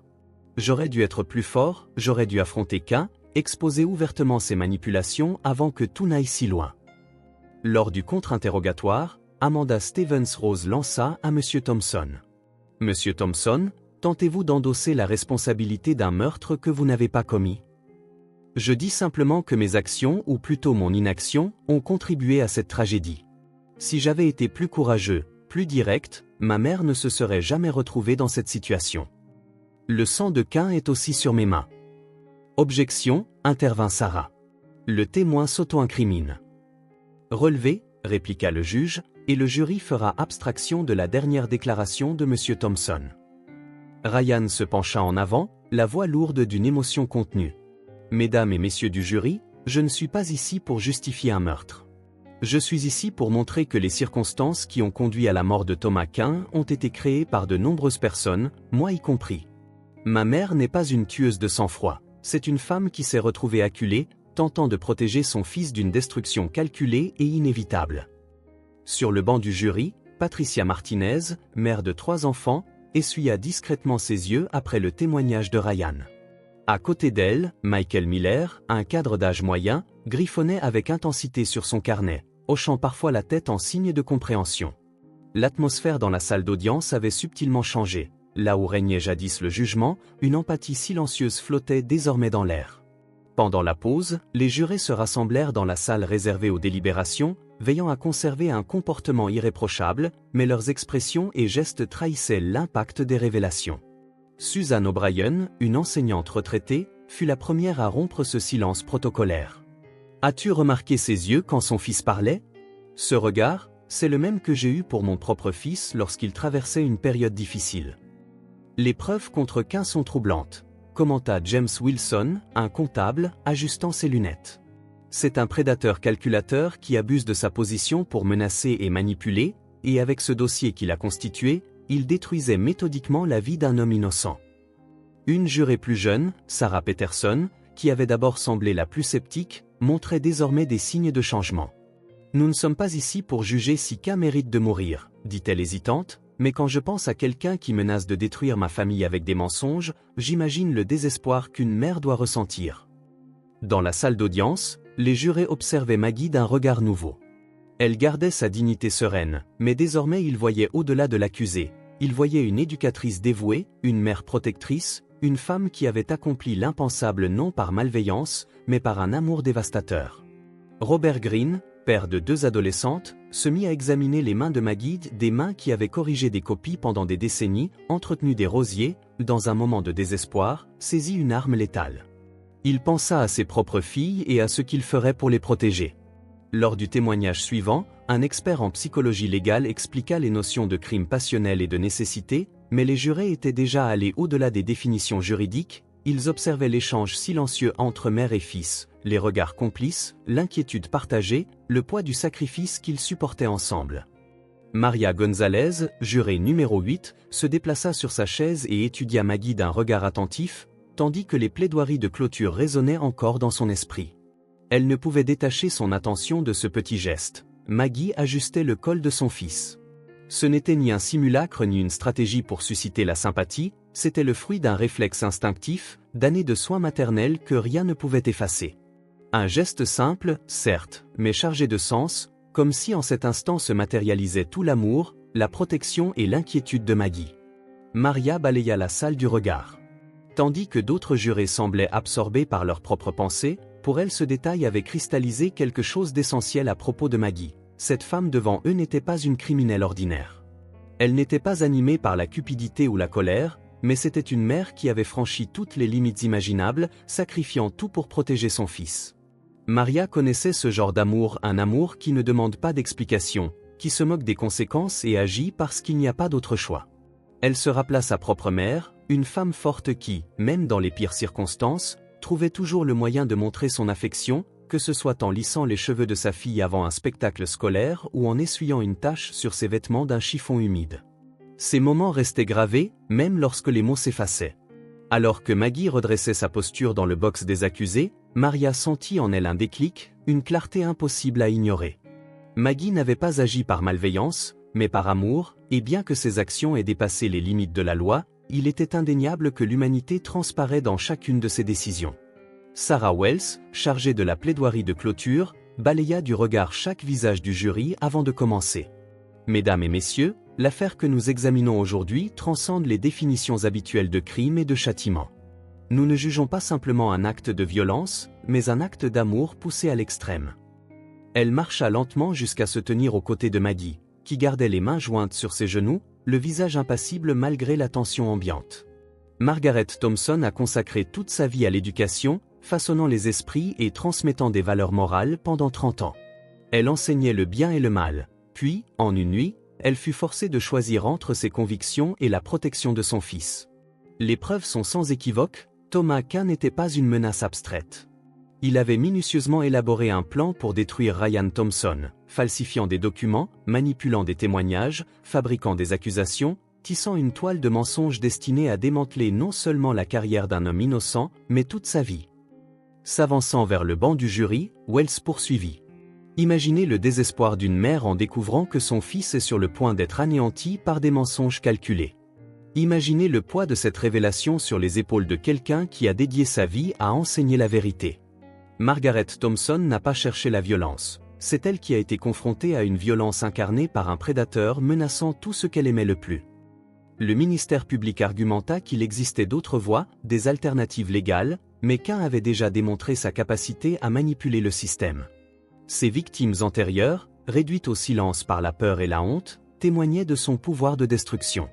Margaret Thompson avait vu l'avenir qui guettait son fils, un avenir fait d'accusations impossibles à réfuter, de doutes jamais dissipés. Se tournant vers le jury, sa voix chargée d'une émotion contenue, elle conclut. Je ne vous demande pas d'ignorer la loi, mais de voir la vérité dans son ensemble. Une mère, face à la destruction imminente de son fils, a agi non pas par préméditation malveillante, mais par une désespérance primordiale, celle de protéger son enfant. Elle n'a pas recherché ce conflit, le système l'Y a contrainte. Margaret Thompson, de son plein gré, conservé les preuves de son acte et assumé les conséquences pour sauver son fils. Chacune de ses actions, avant et après cette nuit fatidique, démontre qu'il ne s'agit pas d'un crime ordinaire, mais d'un geste maternel quand toutes les autres solutions avaient été épuisées. Dans la salle de délibération, 12 personnes portaient le fardeau d'une décision qui changerait à jamais la vie de Maggie Thompson. Patricia Martinez, jurée numéro 3, étala ses notes sur la table centrale. Nous devons considérer tous les facteurs atténuants. D'abord, l'absence de casier judiciaire, 30 ans d'enseignement, des dizaines de lettres d'anciens élèves attestant de son intégrité. Pourtant, il s'agit d'un homicide. La loi est sans appel en ce qui concerne la privation de vie humaine, répliqua James Wilson, juré numéro 5, ajustant ses lunettes tout en consultant ses propres notes. Mais il faut aussi tenir compte de la menace imminente. Cain avait constitué un dossier complet de fausses accusations. Ce n'était pas une menace abstraite, intervint Sarah Peterson, la jurée la plus jeune, qui, initialement partisane d'une condamnation maximale, exposait désormais un point de vue différent. Les preuves montrent que Cain était un prédateur systématique qui manipulait, menaçait, détruisait des vies. Les témoignages de ses victimes étaient accablants. Combien de carrières avait-il déjà anéanties? La question n'est pas de savoir si Cain méritait de mourir, mais si nous pouvons prendre en compte les circonstances extraordinaires qui ont conduit à ce dénouement. Intervint alors Robert Greene, un homme d'affaires d'âge moyen. La question n'est pas de savoir si Cain méritait la mort, mais de déterminer si nous pouvons considérer les circonstances exceptionnelles qui ont mené à ce résultat. Maria Gonzalez, enseignante tout comme Maggie, essuya quelques larmes avant de prendre la parole. Avez-vous vu les preuves qu'elle a conservées? Elle n'a rien détruit, elle a tout gardé intact, sachant qu'un jour elle aurait besoin de prouver la vérité. Ce n'est pas le comportement d'une meurtrière ordinaire. Puis Susan O'Brien intervint pour parler du fils. Ryan Thompson a passé des mois en prison parce qu'elle a attendu le moment propice pour avouer. Quel genre de tueuse de sang-froid laisserait son propre fils être accusé, afin que, lorsqu'elle avouerait, elle puisse prouver chaque mot qu'elle a prononcé? La discussion se poursuivit pendant des heures, chaque juré apportant sa perspective. Ils analysèrent les preuves matérielles, les témoignages empreints d'émotion, les rapports psychologiques. L'historique de Cain émergea comme un élément crucial. Ses années de manipulation, d'abus de pouvoir, les vies qu'il avait détruites par de fausses accusations et des menaces voilées. Michael Miller observa. Il y a également la question du remords, non pas pour l'acte en lui-même, car elle a clairement affirmé qu'elle referait la même chose pour protéger son fils, mais pour l'impact de ses actions, la manière dont elle s'est rendue et a accepté les conséquences. Jennifer Adams, mère de 2 adolescents qui étaient restés silencieux jusque-là, prit enfin la parole. Vous savez ce qui m'a le plus impressionné? Le jardin des roses.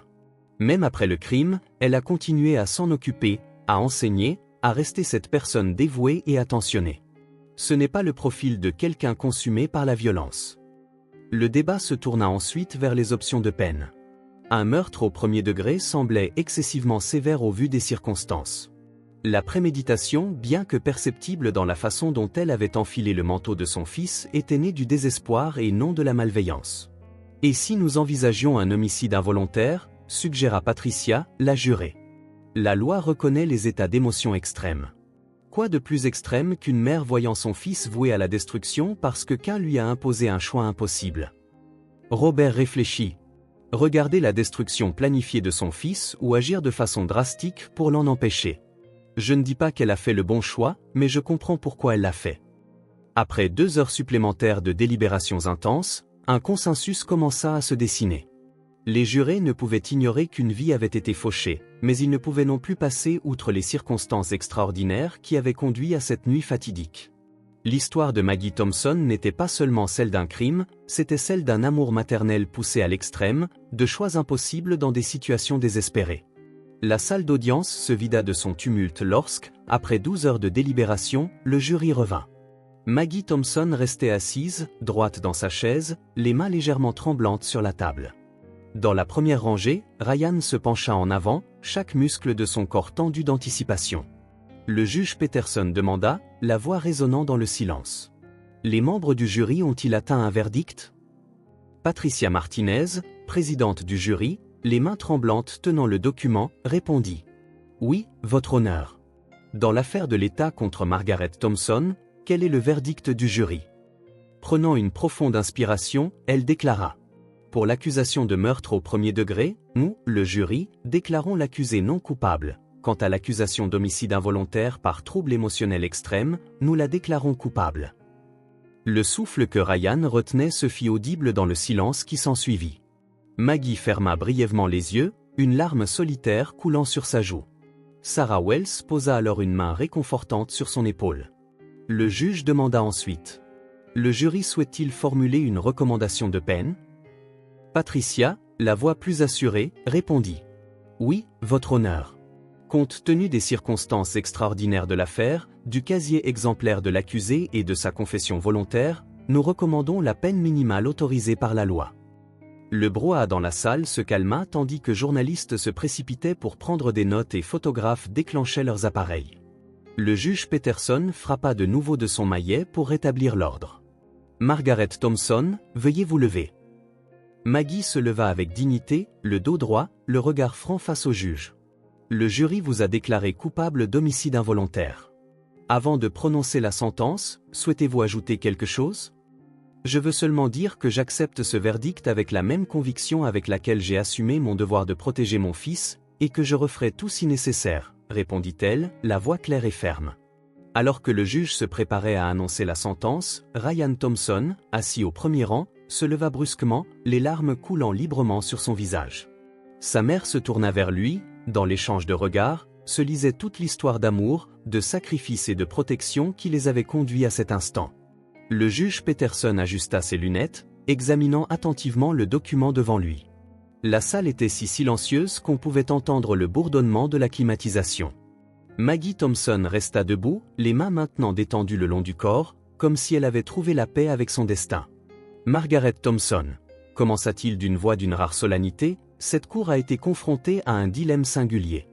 La loi est claire quant à la privation d'une vie humaine, mais elle reconnaît également que certaines circonstances transcendent les définitions ordinaires de crime et de châtiment. Vous avez avoué et il a été prouvé que vous étiez l'auteur d'un homicide, mais les circonstances qui ont conduit à cet acte exigent une attention particulière. Ryan serra l'accoudoir de sa chaise si fort que ses jointures blanchirent.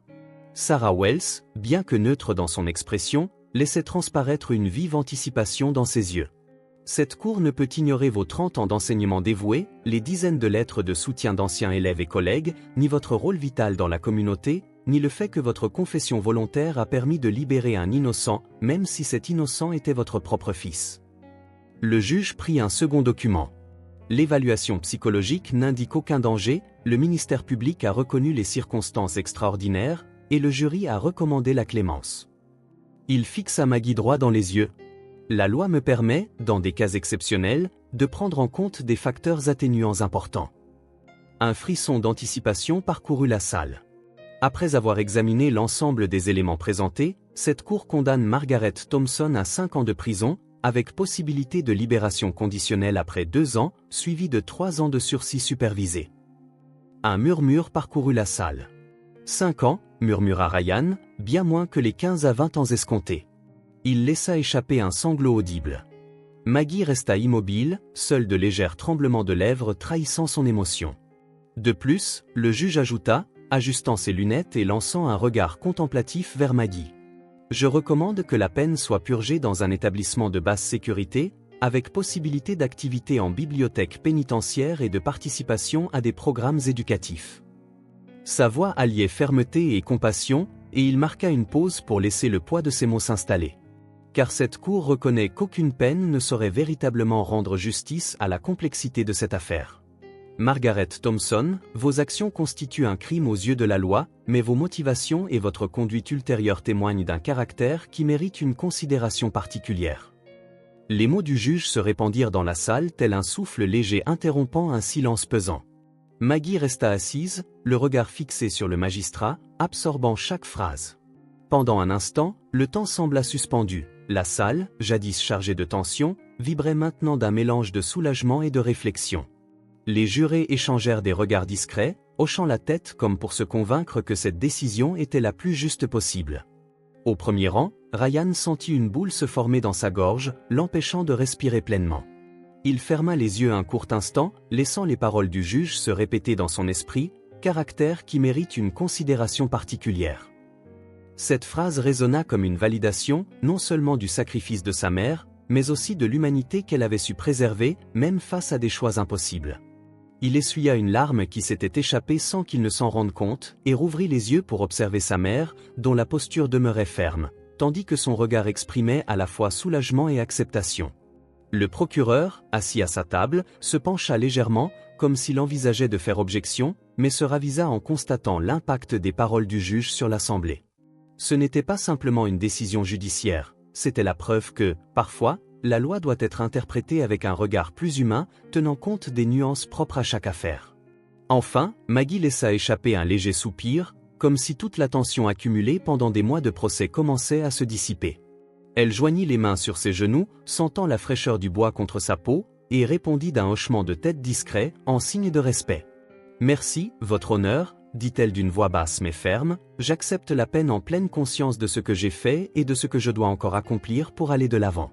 Je vous suis reconnaissante d'avoir pris en compte l'ensemble des circonstances. » Le juge se pencha alors, posant ses coudes sur le banc. « Madame Thompson, j'espère que vous profiterez des opportunités qui vous seront offertes durant l'exécution de votre peine. Ce que vous avez fait ne peut être effacé, mais l'impact positif que vous pouvez encore avoir sur la vie d'autrui demeure important. La Cour croit que vous avez encore beaucoup à offrir, même dans l'adversité. Que votre expérience serve de leçon, non seulement à cette Cour, mais à tous ceux qui vous connaissent. » La salle resta silencieuse tandis que le juge se redressait dans son fauteuil et indiquait d'un geste que les formalités de l'affaire étaient terminées. Le coup du maillet résonna dans le bois, ramenant chacun à la réalité. Maggie Thompson se leva lentement, escortée par son avocat, Sarah Wells, qui lui adressa un regard de soutien muet, alors qu'elle quittait la salle d'audience. Maggie gardait la tête haute et regarda Ryan, qui était resté au premier rang, les yeux rivés sur elle. L'échange de regards entre eux était chargé d'émotions que les mots ne pouvaient exprimer. Gratitude, amour et la promesse silencieuse que ce chapitre ne serait pas la fin, mais le commencement d'un nouveau départ. Dans les couloirs du palais de justice, un murmure commença à se répandre alors que les personnes se levaient. Certains journalistes prenaient frénétiquement des notes, d'autres échangeaient des commentaires sur cette sentence inhabituelle. Dans les salles d'attente, les visages reflétaient non seulement un sentiment de justice, mais aussi celui d'une humanité retrouvée. Maggie Thompson n'était pas une accusée ordinaire. Elle était devenue le symbole du sacrifice et de l'amour maternel. Alors que Maggie traversait le couloir menant à la prochaine étape de son existence, un rayon de lumière perça la haute fenêtre étroite du palais de justice, baignant son visage d'une lueur inattendue. Ce fut le rappel subtil que, même dans les circonstances les plus sombres, la lumière finit toujours par trouver son chemin. Dans la salle de visite réservée, un dernier moment fut accordé à Maggie et Ryan avant son transfert. La mère et le fils s'assirent face à face, dans un silence lourd de non-dits, tandis que le soleil de l'après-midi filtrait à travers les barreaux, projetant des ombres dansantes sur les murs gris. « 5 ans, murmura Ryan, la voix étranglée. C'est bien moins que ce que nous redoutions, mère. Il tendit la main à travers la table, effleurant doucement ses doigts. Et dans 2 ans, tu pourras enfin reprendre tes activités, demanda-t-il avec une lueur d'espoir. Maggie esquissa un léger sourire, ses lèvres dessinant une expression douce. Cela te laissera le temps de réorganiser le jardin. Les rosiers auront besoin d'être taillés au printemps, n'oublie pas, et même les mensonges méritent parfois de l'ombre, maman. Et les mensonges, interrompit Ryan, les larmes roulant sur son visage. Comment peux-tu penser aux fleurs en un moment pareil? Maggie serra tendrement la main de son fils. Parce que la vie continue, Ryan. Les fleurs continueront de s'épanouir, les saisons passeront, et tu dois aller de l'avant. Promets-moi que tu retourneras enseigner. J'ai déjà promis, répondit-il, la voix brisée. L'université m'a rendu mon poste avec des excuses formelles, mais je ne sais pas si je peux y retourner en sachant. Maggie intervint d'un ton ferme. Tu retourneras, parce que tu es un excellent enseignant, parce que tes élèves ont besoin de toi, et parce que nous ne pouvons laisser qu'un l'emporter, même maintenant. Elle se redressa dans sa chaise, adoptant instinctivement la posture d'une professeure. La vie est faite de choix, mon fils, j'ai fait les miens, et maintenant c'est à toi de faire les tiens. Un gardien frappa à la porte, signalant que le temps était écoulé. Ryan se leva brusquement, contourna la table et se précipita vers sa mère pour l'embrasser, comme lorsqu'il était enfant, tandis que son corps tremblait sous l'émotion retenue. « Pardonne-moi, mère », murmura-t-il contre ses cheveux, de ne pas avoir été assez fort, de t'avoir laissé en arriver là. Maggie se retira légèrement pour tenir son visage entre ses mains et répondit doucement. « Il n'y a rien à pardonner, tu es mon fils, mon unique fils. Tout ce que j'ai fait, je l'ai fait par amour, et je referai tout sans hésiter. » Ryan promit. « Je viendrai te voir chaque semaine, j'apporterai des photos du jardin, des nouvelles de tes anciens élèves, et je veux tout savoir. » Maggie sourit instinctivement, ajustant le col de sa chemise. « Alors, comment se passent tes cours? Tu as remarqué cette fille à la bibliothèque? Tu penses que je n'ai pas remarqué ton intérêt? » Ryan rougit légèrement et laissa échapper un rire larmoyant. Comment sais-tu toujours tout, mère? Je suis ta mère, c'est mon travail de tout savoir, répondit-elle simplement. Le gardien frappa de nouveau à la porte. Allez, Ryan, dit-elle en tenant son visage entre ses mains une dernière fois, vis et sois heureux, c'est tout ce que j'ai toujours voulu pour toi. Lorsque la porte se referma derrière Ryan, son écho résonna dans la salle de visite comme le dernier coup d'une cloche lointaine. Maggie resta immobile, les yeux rivés sur la porte par laquelle il venait de sortir, comme pour prolonger ce moment précieux. Sa main restait tendue sur la table en métal froid, là où elle avait tenu Ryan quelques instants auparavant. Ce n'est qu'une fois le silence revenu qu'elle laissa échapper une larme, chaude sur sa joue glacée. 5 ans, pensa-t-elle en inclinant la tête en arrière et en laissant échapper un profond soupir. 5 ans, c'est assez pour que tant de choses changent, pour que mon jardin refleurisse à nouveau, assez pour que chaque rose et chaque lys renaissent sous les soins attentifs de Ryan. Elle s'imagina dans le jardin, agenouillée dans la terre souple, les mains couvertes de terre, exactement comme elle le faisait jadis. Cette vision lui fit naître un sourire doux, chargé d'un espoir presque palpable. Son regard se porta alors vers la fenêtre étroite, à travers laquelle un éclat de ciel bleu se dévoilait, comme un aperçu du monde extérieur. Le soleil de l'après-midi filtrait à travers les barreaux, dessinant de délicates ombres qui glissaient lentement sur le sol. Maggie laissa son esprit vagabonder, s'imaginant dans un futur où les barreaux ne seraient plus une barrière entre elle et son fils, un futur où elle pourrait de nouveau se promener dans son jardin, respirer le parfum des fleurs fraîchement épanouies et entendre le rire de Ryan résonner dans la cour. Mais ce n'était pas seulement le jardin qui refleurirait durant ces 5 années. Maggie savait que le temps serait aussi l'allié de Ryan pour reconstruire sa vie, réaliser ses rêves et atteindre le bonheur qu'elle avait tant lutté pour protéger. Elle pensa à CLA, à la promesse d'un mariage qui l'attendrait dès la fin de sa peine, à la cérémonie, au visage souriant de Ryan et Claire, au son de la musique emplissant l'air, et, au cœur de tout cela, elle serait là, tenant leurs mains avec la fierté qu'elle avait toujours éprouvée pour son fils. Maggie ferma les yeux un instant, laissant se mêler souvenirs et espoir dans son esprit. Son cœur, bien que lourd du prix qu'elle avait payé, débordait d'une tranquillité inattendue. Même derrière les barreaux, l'amour restait une force capable de transcender toute barrière, tel un cours d'eau souterrain qui s'écoule en silence, nourrissant tout sur son passage. La porte de la salle de visite s'ouvrit à nouveau et un gardien vint l'escorter jusqu'à sa cellule. Maggie marcha lentement dans les couloirs étroits et froids du palais de justice, dont les murs lui semblaient moins oppressants à présent, car dans son esprit, l'image de Ryan souriant à ses côtés dans un futur plein de promesses restait vive. Arrivée dans sa cellule, Maggie s'assit sur le lit étroit et regarda par la petite fenêtre. Les ombres des barreaux se dessinaient sur le sol, mais elle ne s'y attardait pas. Elle se concentra sur la lumière qui filtrait entre les barreaux, les rayons dorés caressant ses mains. « L'amour, murmura-t-elle, est plus fort que n'importe quelle barrière. » Et, refermant les yeux, elle s'autorisait à imaginer la vie qui l'attendait de l'autre côté. La nouvelle de la condamnation de Maggie Thompson se répandit rapidement dans le milieu universitaire. Le campus, autrefois divisé par la tragédie, s'unifia dans une vague de réflexion collective. D'anciens élèves organisèrent une veillée dans les jardins de l'université, allumant des bougies parmi les fleurs que Maggie aimait tant.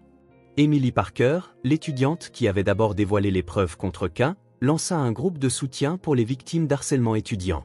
Le courage de Madame Thompson a ouvert des portes qui étaient restées fermées pendant des années. D'autres victimes trouvent enfin la force de raconter leur histoire. Dans le lounge de la faculté, l'affaire provoqua d'importantes réformes. L'université mit en place de nouveaux protocoles de signalement et de protection, assurant qu'aucun autre prédateur ne puisse exploiter le système pour intimider ses victimes. L'héritage destructeur de K s'effaça peu à peu, exposant un réseau de manipulation remontant à plusieurs années. Ryan observa ces changements avec un mélange de fierté et de tristesse. Ses premiers cours après son retour furent marqués par un soutien silencieux mais profond. Une tasse de café déposée sur son bureau, une rose sur sa porte, des mots bienveillants murmurés dans les couloirs. Le jardin de Maggie devint un symbole involontaire. Voisins et anciens élèves se relayaient pour en assurer l'entretien, veillant à ce que les fleurs continuent de s'épanouir en son absence. « C'est le minimum que nous puissions faire », expliqua une voisine âgée en arrosant les rosiers qu'elle protégeait, non seulement pour son enfant, mais pour toutes les victimes futures que K aurait pu faire. La communauté juridique fut elle aussi profondément marquée.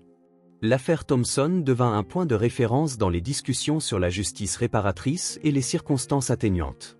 Sarah Wells reçut de nombreuses invitations pour donner des conférences dans des écoles de droit, où l'histoire de Maggie suscita de vifs débats sur les limites entre justice et morale. Mais peut-être le plus grand impact se fit ressentir au sein des familles de la communauté. Les récits de Maggie Thompson se partagèrent lors de dîners, de réunions de quartier et de réunions scolaires, éveillant des réflexions longtemps restées en suspens.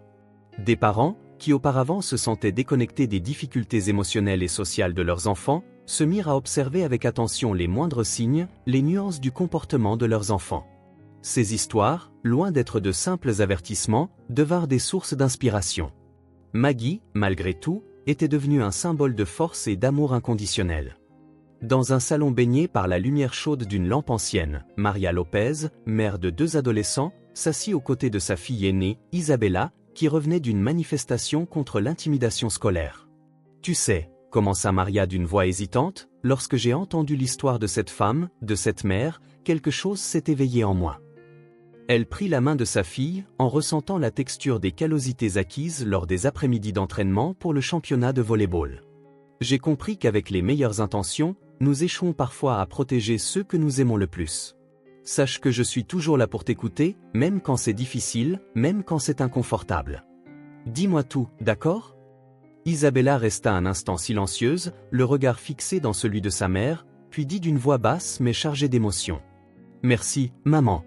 Il y a des choses que j'ai toujours voulu te dire, mais je ne savais pas si tu comprendrais. » La conversation se prolongea pendant des heures, Maria écoutant avec attention des détails qu'elle n'aurait jamais imaginés sur la routine de sa fille, sur les défis à l'école, sur la pression d'appartenir.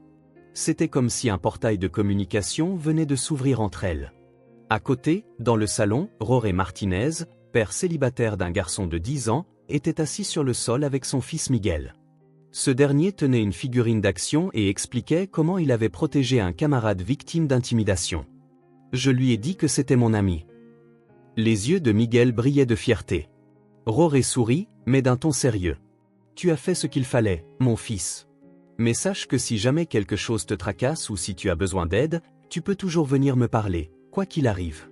Je suis ton père, et, tout comme cette mère dont nous avons entendu parler, je ferai tout pour te protéger. » Ces moments de connexion se répandirent dans la communauté, marquant un profond changement dans la façon dont chacun envisageait la protection, l'amour et la responsabilité envers les plus vulnérables.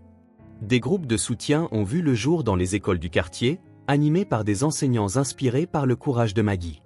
Dans l'un de ces groupes, l'enseignante Ana Mendes organisa des cercles de discussion réunissant parents et élèves. La salle, jadis silencieuse, se remplit rapidement de voix autrefois trop timides pour se faire entendre. « Je n'ai jamais su comment aborder le sujet avec ma mère concernant ce qui me dérangeait », confia Clara, une élève réservée de 14 ans. Sa mère, assise à côté d'elle, lui serra la main. « Je n'ai jamais su comment le demander, j'avais toujours peur d'être intrusive », répondit-elle. Le cercle devint ainsi un lieu où chacun pouvait s'exprimer sans crainte d'être jugé. Au-delà de ces échanges intimes, le sacrifice de Maggie entraîna également des changements concrets. Les conseillers pédagogiques mirent en place des ateliers de formation pour les parents, abordant des thèmes tels que la communication ouverte et la reconnaissance des signes d'abus.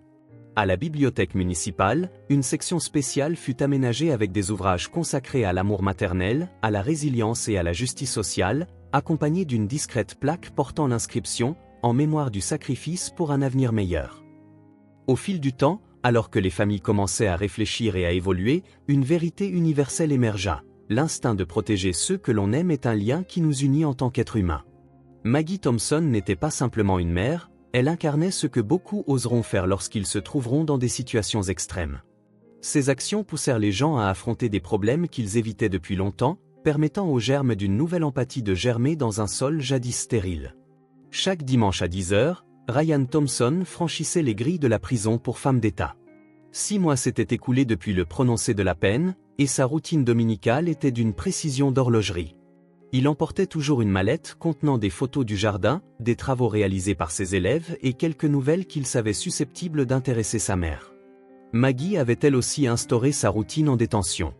Elle travaillait à la bibliothèque de l'établissement, organisant les livres et aidant parfois d'autres détenus à acquérir les bases de la culture générale. Son uniforme orange était toujours impeccable, et elle conservait la même coiffure soignée qu'elle arborait du temps de son enseignement.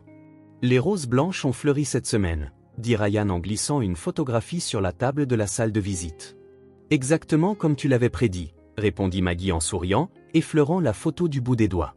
Ses yeux s'illuminèrent à la vue de son jardin si soigneusement entretenu. Et les cours, comment se passe-t-il ? Demanda-t-elle, reprenant naturellement son rôle d'éducatrice. La bibliothèque de la prison était devenue son nouveau domaine, où elle continuait d'exercer sa vocation d'enseignante, aidant désormais les détenus à obtenir leur diplôme. Je suis retourné à l'enseignement à plein temps, répondit Ryan. Regardant la fierté briller dans les yeux de sa mère, il ajouta. Les élèves ont été incroyables, maman, si compréhensifs, si soutenants. Après une courte pause, il sortit d'autres papiers de sa mallette. J'ai quelque chose à te montrer. Il s'agissait d'une pétition signée par les élèves, demandant à l'université de baptiser la nouvelle politique anti-harcèlement en l'honneur de Maggie Thompson. Les mains de Maggie tremblaient légèrement en lisant le document. Ils comprennent, murmura-t-elle doucement, ils comprennent qu'il faut parfois lutter contre le système pour le faire changer. Les visites hebdomadaires devinrent un rituel de guérison pour tous les deux. Ryan partageait ses petites victoires, un élève surmontant ses difficultés, une nouvelle technique pédagogique ayant fait ses preuves, le jardin s'épanouissant de nouvelles couleurs. Maggie, à son tour, racontait le livre qu'elle avait organisé pour les femmes qu'elle aidait à étudier, évoquant les modestes moyens qu'elle trouvait pour faire la différence, même derrière les barreaux. « J'ai rencontré quelqu'un », admit Ryan lors d'une visite, rougissant légèrement. « C'est elle, la bibliothécaire dont je t'avais parlé », ajouta-t-il. Maggie sourit ce sourire maternel qui semblait connaître tous les secrets avant même qu'ils ne soient révélés. Elle m'a été d'une grande aide ces derniers mois, en organisant des lectures pour les enfants défavorisés. Tu pourras la rencontrer dimanche prochain, répondit-elle, les yeux pétillants d'un mélange de curiosité et de joie sincère. Elle inclina légèrement la tête, comme lorsqu'elle voulait retenir chaque détail de ce qui la rendait heureuse. J'ai hâte de rencontrer la femme qui redonne le sourire à mon fils. La douce lumière du matin filtrait à travers les fenêtres grillagées, projetant un halo doré qui se reflétait sur ses cheveux grisonnants. Même dans cet environnement clos, séparé du monde par des murs et une surveillance constante, Maggie restait avant tout une mère. Son amour et son inquiétude pour son fils surpassaient toutes les barrières. Ryan esquissa un sourire timide, les joues légèrement rosées, tout en tripotant l'ourlet de sa chemise, comme il le faisait étant enfant, une manie que Maggie reconnut immédiatement. « C'est elle à t'en parler de toi », confessa-t-il, la voix pleine de tendresse. « Elle est nerveuse, tu sais. Elle veut faire bonne impression, choisis ses mots avec soin et réfléchis à ce qu'elle portera. Je pense qu'elle te respecte plus qu'elle ne me respecte, dit-il en riant, un ton d'admiration se glissant dans sa voix. Maggie laissa échapper un rire discret, un rire venu du plus profond de son âme, tout en gardant son calme habituel. Si CLA s'inquiète de faire bonne impression, c'est parce qu'elle est déjà une femme exceptionnelle. Les femmes de cette trempe se préoccupent toujours de leur image. Ryan, tu incarnes une force tranquille et un cœur sincère, et c'est tout ce que j'aurais pu espérer chez quelqu'un qui choisit de marcher à tes côtés.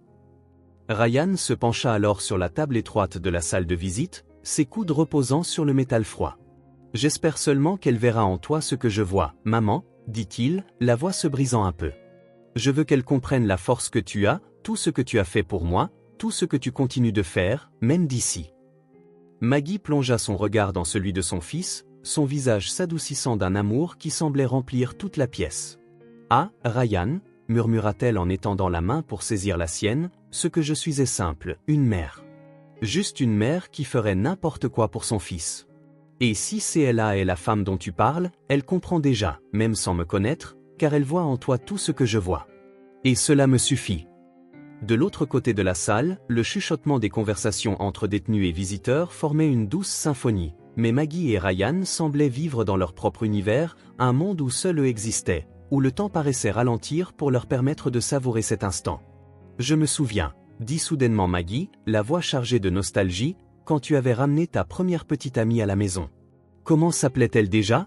Anna ? Elle était si nerveuse qu'elle avait renversé son jus sur la grande table de la salle à manger. » Elle rit doucement, un rire teinté de mélancolie. Et toi, en voulant l'impressionner, tu avais promis de tout nettoyer toi-même, mais tu as fini par empirer la situation. Ryan éclata d'un rire franc, le premier véritablement insouciant depuis longtemps. Anna, confirma-t-il en secouant la tête, oh maman, elle n'a jamais eu la moindre chance avec toi. Tu savais dès le début que ça n'allait pas marcher.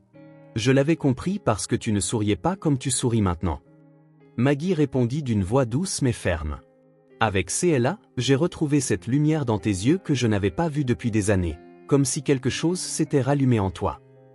Voilà ce dont je te parlais, dit Ryan, c'est ce que je vois. À cet instant, un gardien se fit discret en raclant légèrement sa gorge, rappelant que le temps de visite touchait à sa fin. Ryan jeta un œil à sa montre et soupira. On a toujours l'impression que le temps file quand on est ici, maman. Sa voix, pleine de mélancolie, résonnait dans la pièce. Mais je te promets que dimanche prochain, j'emmènerai CLA. Elle a hâte de te rencontrer. Je t'attendrai, répondit Maggie avec un sourire rassurant, et dis-lui qu'elle n'a pas à se soucier de faire bonne impression. Le simple fait qu'elle te rende heureux, c'est tout ce qui compte pour moi. Elle serra à nouveau sa main, avec une force telle qu'elle semblait vouloir transmettre en un geste tout son amour et sa confiance. Alors que Ryan se préparait à prendre congé, Maggie l'observait, mémorisant chaque détail, la manière dont il ajustait le col de sa chemise, comment il passait encore ses doigts dans ses cheveux quand il était nerveux. Même séparé par de telles circonstances difficiles, cet instant portait en lui la promesse de quelque chose de plus. Un avenir où les barreaux ne seraient plus une entrave, où le bonheur de son fils serait son propre bonheur. Lorsque Ryan s'éloigna, jetant un dernier regard à sa mère avant de quitter la salle, Maggie resta assise, le sourire toujours dessiné sur le visage. Le bonheur de Ryan, même s'il était encore en devenir, était-elle un rayon de soleil perçant les nuages de la prison, et même là, au cœur de l'ombre, elle savait que l'amour avait le pouvoir de grandir, d'illuminer et de transformer tout ce qui l'entourait. Un an s'était écoulé, et dans la bibliothèque de la prison, Maggie avait mis en place un programme d'alphabétisation qu'elle avait elle-même conçu. Des femmes, qui n'avaient jamais eu l'occasion d'étudier, découvraient désormais le pouvoir des mots sous sa guidance patiente. L'espace, autrefois silencieux et peu utilisé, vibrait désormais de l'énergie de l'apprentissage.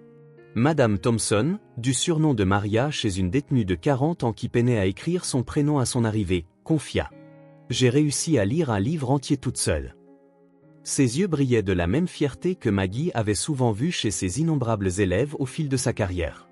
Certaines barrières ne pouvaient contenir la force de l'éducation. Dehors, Ryan suivait lui aussi son chemin de reconstruction. Ses cours d'éducation physique avaient évolué. En plus des exercices traditionnels, il avait intégré des discussions sur le respect, le consentement et l'importance de défendre ce qui est juste. Ses élèves ne le voyaient pas seulement comme un professeur, mais comme un exemple de résilience.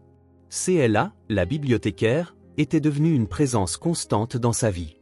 Ensemble, ils avaient lancé un programme de sensibilisation dans les universités, axé sur la prévention du harcèlement et l'autonomisation par l'éducation. Inspiré par l'histoire de Maggie, ce programme avait déjà touché des dizaines d'établissements de la région. En prison, Maggie avait transformé un petit coin de la cour en un jardin collectif. Les fleurs nous rappellent qu'il existe encore de la beauté dans le monde, expliquait-elle aux autres détenus, leur enseignant à cultiver non seulement des plantes, mais aussi l'espoir. Le projet eut autant de succès que l'administration pénitentiaire élargit l'espace pour permettre à un plus grand nombre de détenus d'y participer. Ryan, quant à lui, veillait à ce que le jardin familial reste impeccable, suivant scrupuleusement les instructions détaillées que sa mère lui envoyait dans ses lettres. Chaque fleur qui éclosait était photographiée et partagée lors de leurs visites hebdomadaires. Ce jardin était devenu le symbole d'une vie qui se perpétue malgré l'adversité. « Je suis fier de toi », déclara Maggie lors d'une visite en regardant les photos de son fils recevant un prix d'excellence en enseignement. Ryan avait été reconnu pour son travail dans la transformation de la culture de son établissement. « Tu n'as pas seulement survécu, tu fais la différence. » Leur vie avait trouvé de nouveaux rythmes, de nouveaux objectifs. Maggie découvrit qu'en prison, elle pouvait encore exercer sa vocation d'enseignante. Ses cours à la bibliothèque devinrent légendaires, avec une liste d'attente de détenues impatientes d'apprendre. L'administration constata même une baisse des taux de violence parmi les participantes à ces programmes. Ryan, de son côté, trouva la force de transformer son traumatisme en action positive. Avec CLA, il envisageait de créer un centre de soutien pour les victimes de harcèlement institutionnel, baptisé « Projet Maggie Thompson, l'éducation comme libération ». Lorsqu'il en parla à sa mère, il vit dans ses yeux des larmes de fierté. « Regarde comme tout a un sens », dit-elle en tenant la main de son fils à travers la table des visiteurs. « Ce qui s'est passé est terrible, mais vois combien de bien en est sorti », ajouta-t-elle, puis, après une courte pause et un sourire doux, reprit. « Est-ce une nouvelle bague au doigt de CLA ?» Ryan rougit, détournant brièvement le regard, avant qu'un sourire timide ne se dessine sur ses lèvres. « J'allais te le dire aujourd'hui, déclara-t-il, la voix chargée d'un mélange de nervosité et de joie sincère. Nous allons nous marier dès que tu sortiras d'ici. CLA a insisté pour attendre afin que tu puisses être présente, ajouta-t-il en levant les yeux, cherchant l'approbation de sa mère, bien qu'il fût certain qu'elle n'aurait jamais désapprouvé ce qui le rendait heureux. Maggie, qui avait appris depuis longtemps à dissimuler ses émotions derrière un visage impassible, ne put retenir la vague de joie qui illumina son visage à cet instant. Elle serra encore plus fort la main de son fils, comme si, l'espace d'un instant, le monde autour d'elle devenait plus léger, comme si les murs gris et froids de la salle de visite disparaissaient. « Oh, mon chéri, dit-elle, la voix étranglée par l'émotion, tu ne sais pas combien cela me rend heureuse. » Elle cligna rapidement des yeux pour retenir les larmes qui menaçaient de couler, mais une s'échappa finalement et roula doucement sur sa joue. Ryan observa l'émotion de sa mère, son cœur se réchauffant à la vue de tant de sincérité. « CLA voulait d'abord que tu saches, poursuivit-il en se penchant légèrement pour réduire la distance qui les séparait, qu'il ne peut y avoir de mariage sans toi, maman.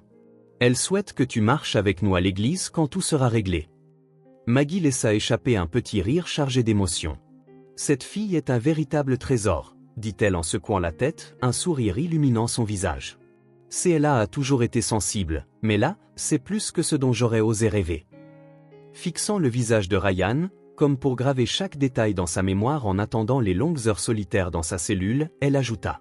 « Dis-lui que c'est un privilège, un cadeau, et que je compterai les jours jusqu'à ce que ce moment arrive. » Ryan acquiesça en souriant largement.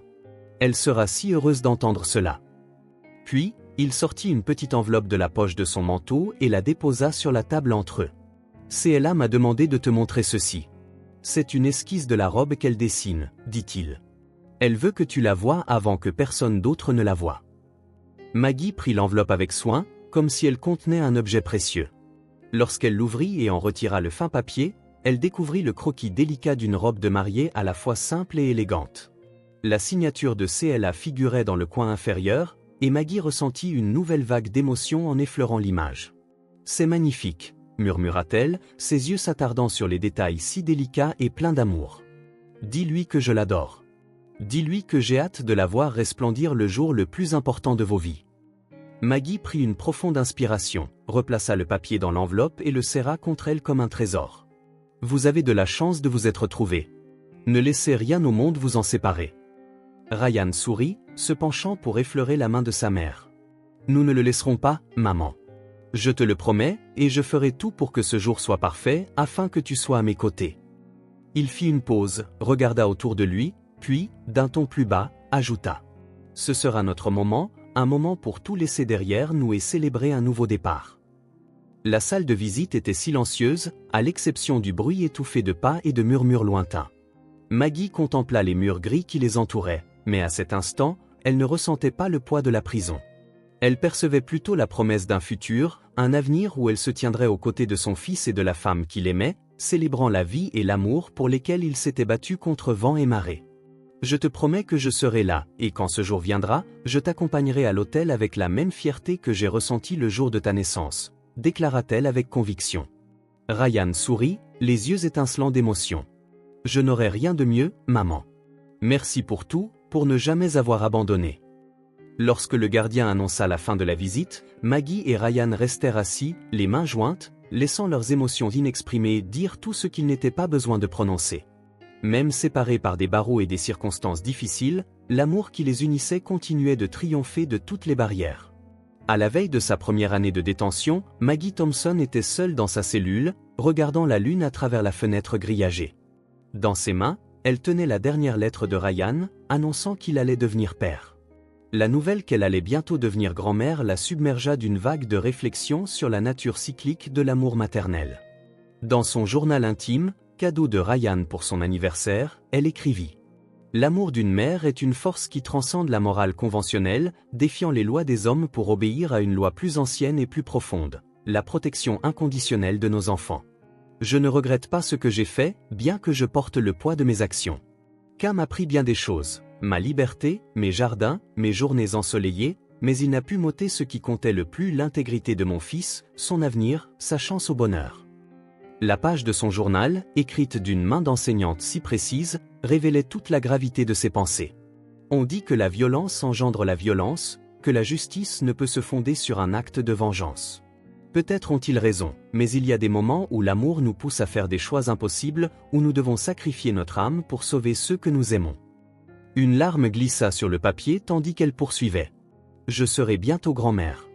Mon petit-fils ou ma petite-fille naîtra dans un monde, je l'espère, un peu meilleur grâce au changement que notre histoire aura suscité. Ryan me dit que le programme anti-harcèlement a déjà aidé des dizaines de personnes, afin que d'autres mères n'aient pas à faire les choix que j'ai dû faire. La lumière de la lune dessinait de douces ombres dans sa cellule, dansant sur les murs de béton froid et éclairant les traits de Maggie Thompson.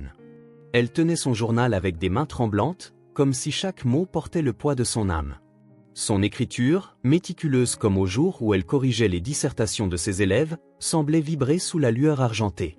Ses yeux, embués mais fixés sur la page, exprimaient à la fois sérénité et tristesse, l'acceptation paisible de ce qu'elle avait accompli et des conséquences qu'elle devait désormais supporter.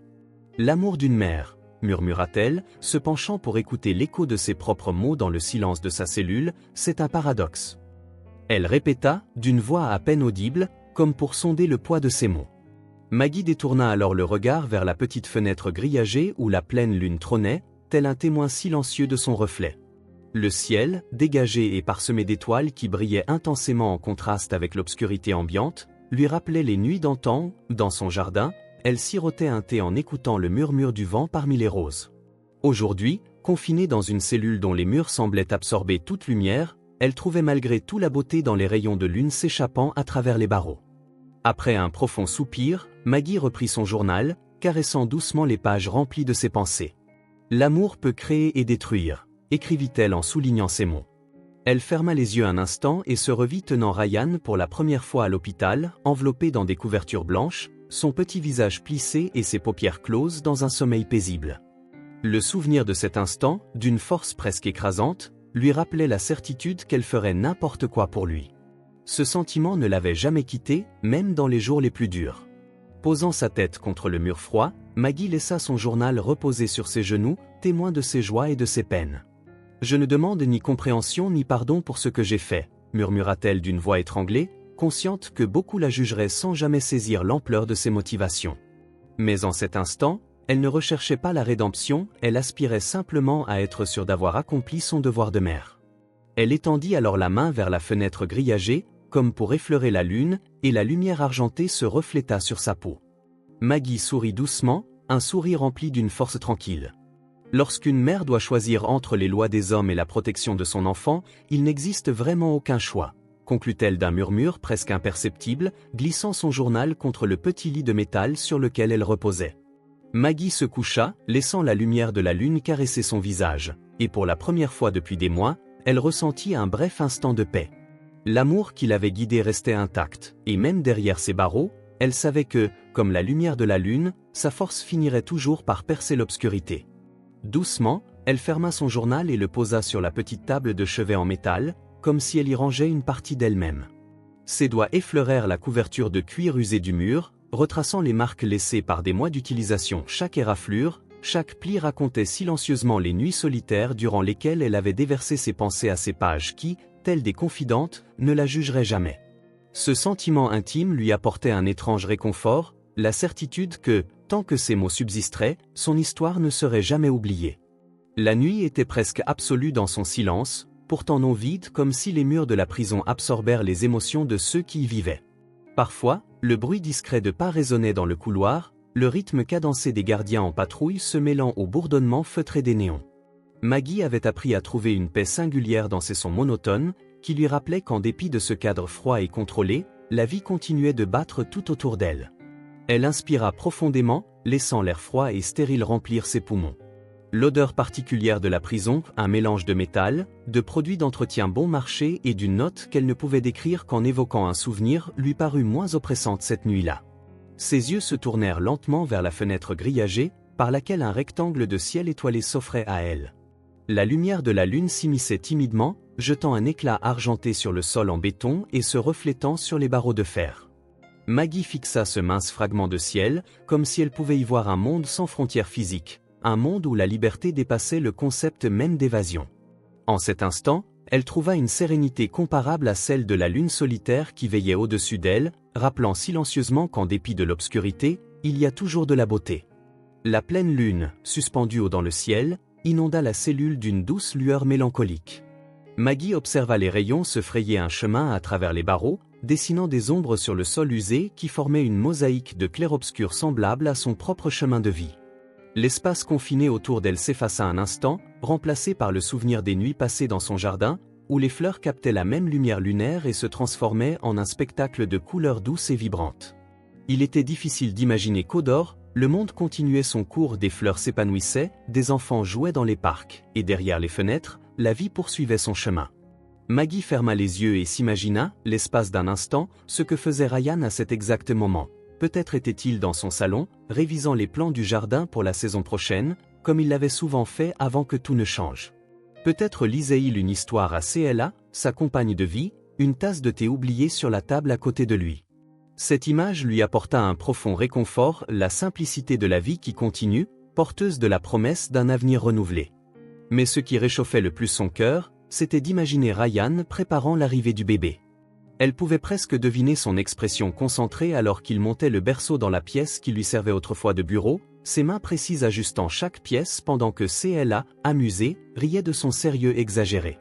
C'était une vision qui lui apportait la paix, le rappel que son sacrifice avait servi à quelque chose. Son enfant était en sécurité, libre, et bâtissait une nouvelle vie pleine d'espoir et de possibilités. En regardant la lune, Maggie commença à entendre au loin la conversation de deux détenus dans le couloir. Leur voix, bien que discrète, portait une familiarité qui donnait à la prison une dimension plus humaine, presque connectée comme les soirées à l'université où Maggie corrigeait des copies et entendait résonner les voix de la jeunesse dans les couloirs. La différence désormais était que ces voix appartenaient à des femmes portant en elles des histoires lourdes et des cicatrices indélébiles. Elle se blottit contre son maigre lit, tirant la mince couverture pour se réchauffer. L'odeur du tissu, lavé avec des produits bon marché, lui procura un bref moment de malaise, mais Maggie choisit de ne pas s'y attarder. Elle se concentra plutôt sur la promesse qu'elle s'était faite en entrant ici, saisir chaque opportunité d'enseigner, de transformer, contre toute attente, de s'épanouir, tout comme le jardin qu'elle avait imaginé et que Ryan entretenait désormais. Maggie croyait que chaque être possédait en lui le potentiel de grandir et de se renouveler, même dans les conditions les plus adverses. Lorsque les nuages vinrent finalement masquer la lumière de la lune, Maggie se permit de murmurer dans le silence de sa cellule. « Tu seras un père excellent, Ryan, et je serai là pour te voir grandir encore davantage. » Ces mots, bien que destinés uniquement à elle-même, semblaient s'envoler dans la pièce, comme si l'univers veillait à ce que Ryan, où qu'il soit, puisse les ressentir. D'un dernier soupir, elle ferma les yeux, laissant la sérénité de cet instant emplir chaque recoin de son esprit. Le bruit lointain des pas dans les couloirs se dissipa, ne laissant place qu'au rythme lent et mesuré de sa respiration. Même dans le silence glacial de sa cellule, Maggie ressentait la chaleur d'une force qui transcendait ses circonstances, la certitude que la vie continuait, qu'elle faisait partie d'un cycle plus vaste, quelque chose qui ne pouvait être enfermé dans des barreaux ou des murs de béton. Dans son esprit, elle peignait mentalement une scène, Ryan, dans le jardin de la maison où elle avait cultivé ses fleurs pendant tant d'années, le soleil caressant ses cheveux, un sourire doux éclairant son visage alors qu'il prenait soin des roses. Maggie pouvait presque sentir l'odeur des pétales mêlée à celle de la terre humide, et entendre au loin le chant discret des oiseaux. C'était le monde qu'elle avait aidé à préserver pour lui, et c'était dans ce monde qu'elle trouvait la paix, malgré les limites de sa réalité. Elle savait que la véritable liberté ne résidait pas uniquement dans l'espace physique, mais dans la capacité de créer du sens, de trouver un but même dans les conditions les plus difficiles. Chaque lettre de Ryan, chaque mot de soutien et d'affection qu'il lui écrivait, était un rappel que son sacrifice avait porté ses fruits. Ryan épanouissait, retrouvait son bonheur, reconstruisait sa vie, et cela lui donnait la force de continuer. Maggie ouvrit lentement les yeux en regardant les barreaux baignés par la lueur de la lune. Même là où tant d'autres ne voyaient que l'obscurité, elle sentait une étincelle de vie vibrer en elle. L'amour qu'elle partageait avec son fils était plus grand que toute contrainte physique, éternelle, comme le cycle inébranlable de la vie.